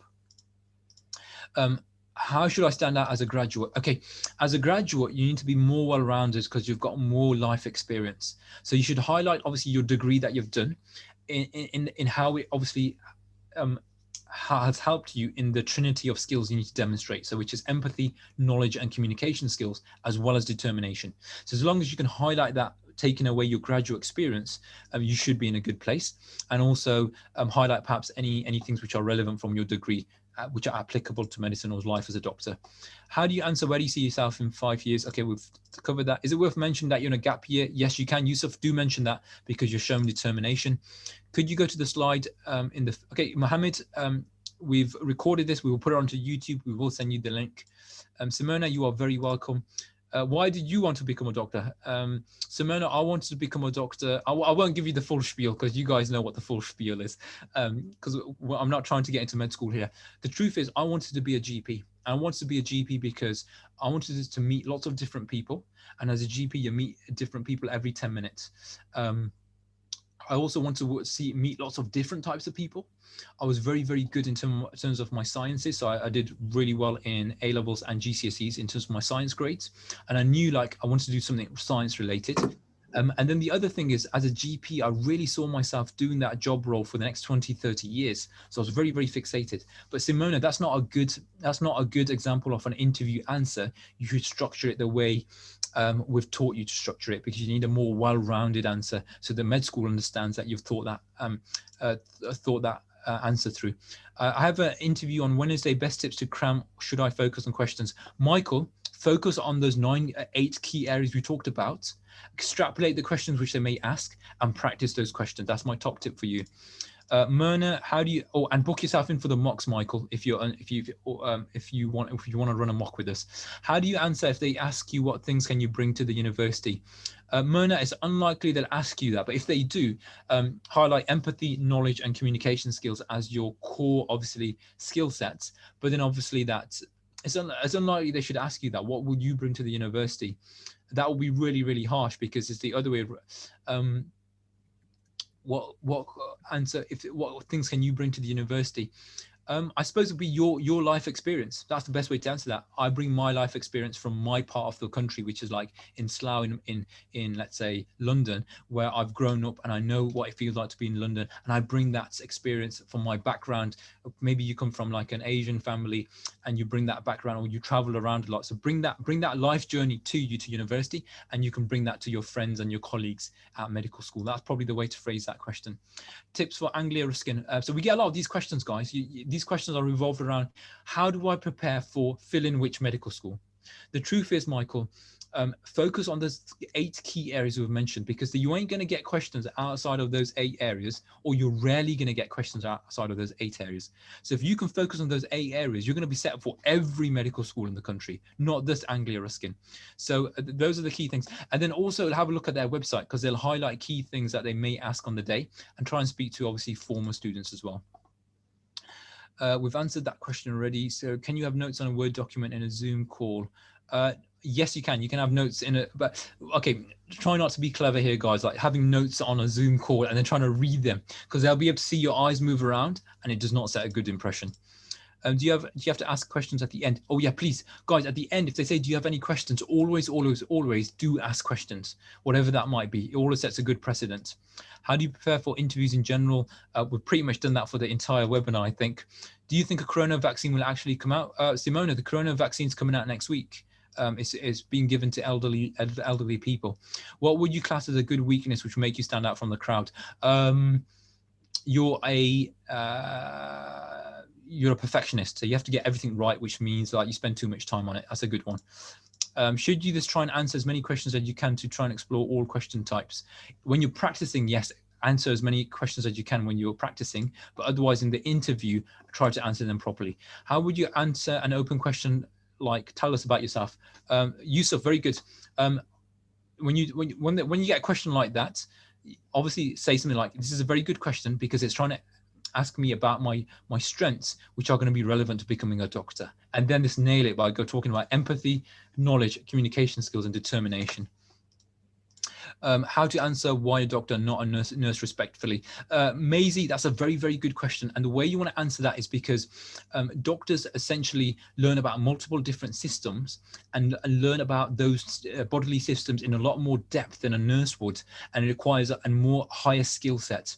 And so you should say that I feel like I want to obviously fulfill my natural potential, and I want to learn as much as I can and as at much depth as I can about those systems in order to obviously benefit patients at the end of the day. And I feel like I should be able to use that knowledge I have and the natural talent and the motivation, the empathy and the knowledge and the communication skills I have to provide the best service for those patients. And I feel a doctor would be the best role for my skill sets to be well represented in that work role, which would be a doctor. So essentially what you're saying there is, as an individual, you're well placed to be a doctor because the patient will maximize their benefit from you as being a doctor because of the talent that you bring to the table. So Anonymous, I've read everything on medical mortal about NHS and COVID, but I feel like, okay, that question needs to be rephrased. I don't quite understand it. How does Brexit affect the National Health Service? It affects it in 2 or 3 different ways, guys. Vikas, if you don't mind troubleshooting in the answer. How does Brexit affect the National Health Service? It means that some workers can't come to the UK from abroad, or it's more difficult to come to the UK from abroad.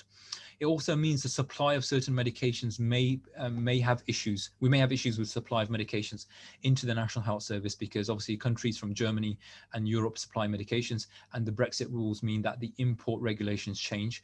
Those are a few ways how it's going to be affected. But if you go to the National Health Service website and type in Brexit, there should be a good article on it. Roksha, what question should you recommend asking at the end of the interview? Okay, very good question to ask is, what does this medical school allow me to do and to develop as a good doctor? That's always a good question. How do you answer what is your biggest weakness? We've touched on that already. How much of the NHS do I have to know? If you go to Google and type a history of the National Health Service and go to, I think it's one of the first links is either London think tank or National Health Service. It'll have like a spiel on the National Health Service. Read around it. I think one might be able to Google it now. So while you do that, I'm going to, because what I am doing is I am actually troubleshooting, but there's lots of questions just coming through. So I'm going to work from the bottom up. So how would you answer what your weaknesses are? So think about something. It might be communication. It might be teamwork. Think about the weakness, but like Dr. Mo said, then turn it into a positive. So you might say, I get stressed easily. This was a really big problem. However, I've now learned that one way to get around that is by doing, for example, hockey or netball or some kind of sport, or reading, or going to a drama club. That's a great way for me to switch off, and you've turned that weakness into a negative. Which questions were you asked? Okay, so we've done that, so we'll get rid of that. Which questions were you asked in your interview? So my interview was very good. Leicester was quite simple. They try and ease you, so they tell you about how your journey was when you come in, because they know that most of you will be very nervous when you first step into the room, which is what I mentioned about that, feeling anxious. And so they said, how was your journey? How did you get down? Did you find us okay? So they try and ease you into the interview and then ask you, why do you want to be a doctor? Why not a physio? I mean, you can do everything what you want to do in medicine as a physio. Tell us a bit about your strengths. Tell us about some of the things you've done in the past. Lots of questions based on the work experience.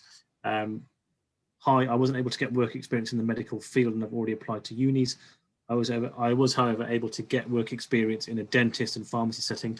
So, Ishmael, that should be okay. It's not ideal, but the way round that, so guys, so I mean, we've posted the link in here. We've got a virtual work experience. So it depends on when you're applying. So if you're early on and you haven't applied yet, then I'd recommend the virtual work experience. The medical schools are aware that we've moved to that.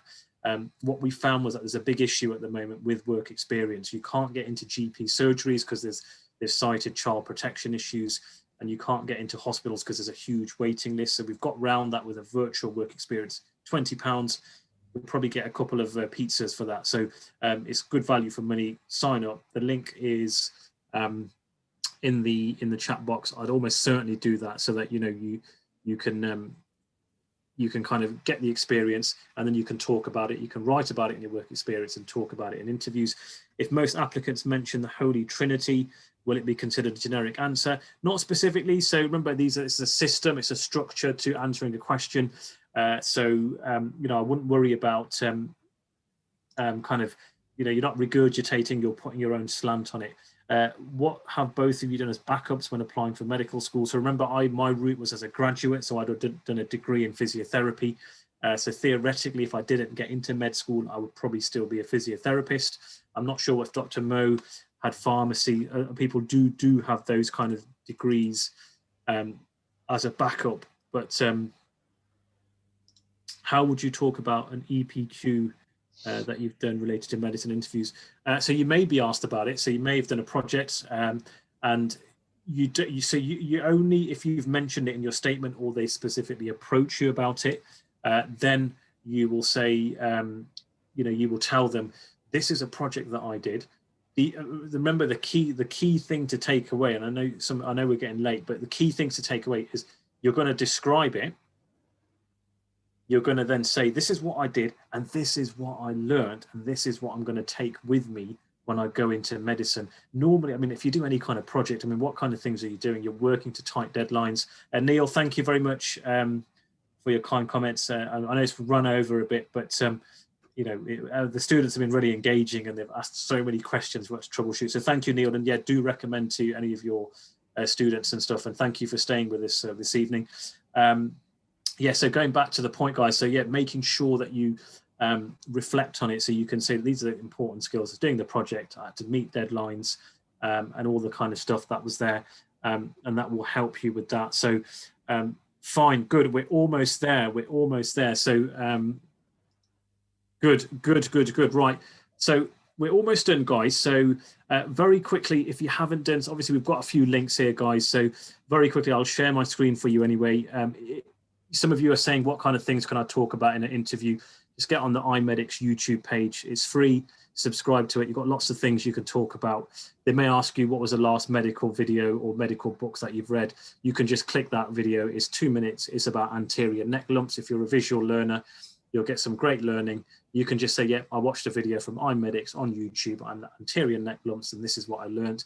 You won't get caught out, because as soon as they Google and find it, they'll know, yeah, iMedics is there. So get on there. If you're not in the medical school Facebook group, then get yourself in there, because this is the link Dr. Mo, I think, will have put in there for you.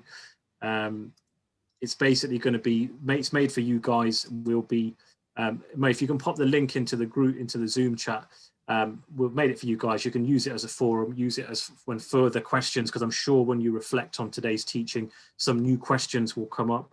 And obviously we can answer them from there. We've got a team around us, so those guys can also answer some of those questions. This webinar will be dropped into that group, and it will also go onto our YouTube page within the next 24 hours, so you can watch it back with all the slides included. We are on Instagram. It looks like this, inspire_medics. Again, it's medical content. So if somebody says to you in your interview, tell me about the last bit of medicine stuff that you've read, you can say, I read about endometriosis. And it's simple, it's easy to follow, a few little bits and pieces for your learning. Obviously, we've got some other good content as well, but lots of things: cataracts, Bell's palsy, whooping cough, various medical topics, worth getting on there if you're not there already. We've mentioned the thingy bob, and then obviously we've got Twitter as well. So Twitter is, again, very useful. It's got medical content, so you'll see loads of things, revision material, neck examination, things. I mean, this isn't stuff that you have to do, but it's very good from your mindset to be aware. Here's the kind of NHS stuff about the vaccine. So there's going to be hot topics in there, which you guys will be able to follow. There's lots of articles that we post. Here's the COVID vaccine. You're going to be asked a question about what have you read? What's the latest stuff that you've read in medicine? Get onto our Twitter page, inspire_medics. We're posting stuff regularly in the run up to your interviews, whether it's from the current news or whether it's, evolving news. Get on there. And obviously we've mentioned the work experience. This is for the guys who are coming on next year. But that's pretty much it, guys. So if there's any last minute things you wanted to tell us, do let us know. If there's any feedback, we'll leave it running, because we always do this for all our webinars. So about 30 seconds for any feedback from you guys. If there's anything you want to say. So we've got some messages coming in. So we've had Amna, thank you for the webinar. Obviously, Neil, thank you for being with us. Billy, thank you. Hadil, thank you very much. It's been very useful. Thank you for your time. Roksha, thank you guys so much. Mohammed, thank you. Mehjabeen, thank you for the tips. Tam Miller said, brilliant presentation, very informative. Thank you guys. Willow, thank you, very useful. Anubhav, thank you. Ella, thank you, it's been very useful. Thank you guys. Listen, we've really appreciated you guys tonight. You've been like one of the best organized kind of the audiences that we've had. Well, actually, it's a bit unfair. I think we've had lots of fantastic audiences, but I think you guys have really engaged with us. So there's two things to add to that, guys. One is, guys, if you can let your friends and colleagues know about iMedics now that you've seen us, because obviously we're doing more free webinars in the future, both for new doctors, existing doctors, and those planning to go into medicine or are in medicine. And then finally, guys, the other key thing is check out the website, because if you're going into a career in medicine, we pretty much cover the entire journey. We go from before medical school, in medical school, exams after medical school, and we're even going to do some charity stuff later, so international humanitarian stuff. So if you're going to join us, you're probably going to be with us, I reckon, for the next 10, 15, 20 years, because we cover that entire process. So big shout out to all of you. Do let your friends know, please, on WhatsApp, Instagram and Facebook. And I think what we'll do, one more thing, guys. So when you go on the website, if you click blogs, because some of you will be like, where's all the interview questions and stuff? So if you go onto the main iMedics website, just go to the bit that says blog, and then you go onto the doctor's blog. And if you, I mean, obviously it's for different doctors, but if you go to your bit, which is getting into medical school, it will open up the different things. So there's your 100 what medical school interview questions, medical school interview formats, preparing for the interview, obviously work experience, a bit about procrastination. I'm sure many of us are guilty of this. So do have a look at that. The other thing that's interesting, which you'll find useful, is the patient information leaflet. So again, different conditions. Now you may get asked about these different diseases, and our team have made it really easy for you to digest. So it's not hard. It's not kind of rubbish stuff. It's really straightforward, easy to read, easy to follow. So use it for your revision. But also use it as part of your preparation for your interviews. And it's all on the top thing here. So where it says blogs, doctor blogs, patient blogs, and you can check out the generic iMedics blogs as well. So that's the one thing I forgot to mention, guys. So sorry, Mo, you were saying something. Yeah, so the only other thing to add, guys, is we do have something called an ambassador program. So the ambassador program basically allows you to work with us as ambassadors for iMedics. We've had the second batch come through this in the last 2 weeks. We've interviewed like, I think 28, 30 different doctors and medical students. So if you're interested in being an iMedics ambassador, first things first is to actually check out this YouTube link. I'm going to send you the link now, which is the ambassador program webinar, which we did. Have a look through it. It's about an hour's long, and if you feel like it's something that you would be interested in being an ambassador for the organization, so you can put that on your personal statement. You can also talk about it at your interview, and you can also put it on your CV in future. Why don't you apply to us? And what we'll do is we'll invite you in for an ambassador interview. And if you're successful for the interview, you'll basically become an iMedics ambassador, and there's lots of benefits to that. So I've just put in the link now. It's on YouTube. If you click on it right now, bookmark that page, bookmark our homepage as well. Bookmark our homepage as well. And that way you can stay in touch if you ever want to bounce back onto the website. So guys, I think we're going to wrap it up there. It's almost 10 o'clock. It went on a lot longer than we expected. Thank you to you all. We wish you stay safe, you and your families, and of course enjoy the rest of the evening, because tomorrow sounds like it's going to be a school day, although remotely. So bye-bye from me, Dr. Mo from Inspire Medics in Coventry. Yeah, same here, guys. So keep safe, look after yourselves, keep in touch with us, drop us an email. So those of you guys who've got an interview coming up, let us know how you get on. If there's anything you want to ask, just drop us an email or follow us on the social media channels that we've mentioned. And all the best. Okay, bye-bye, guys.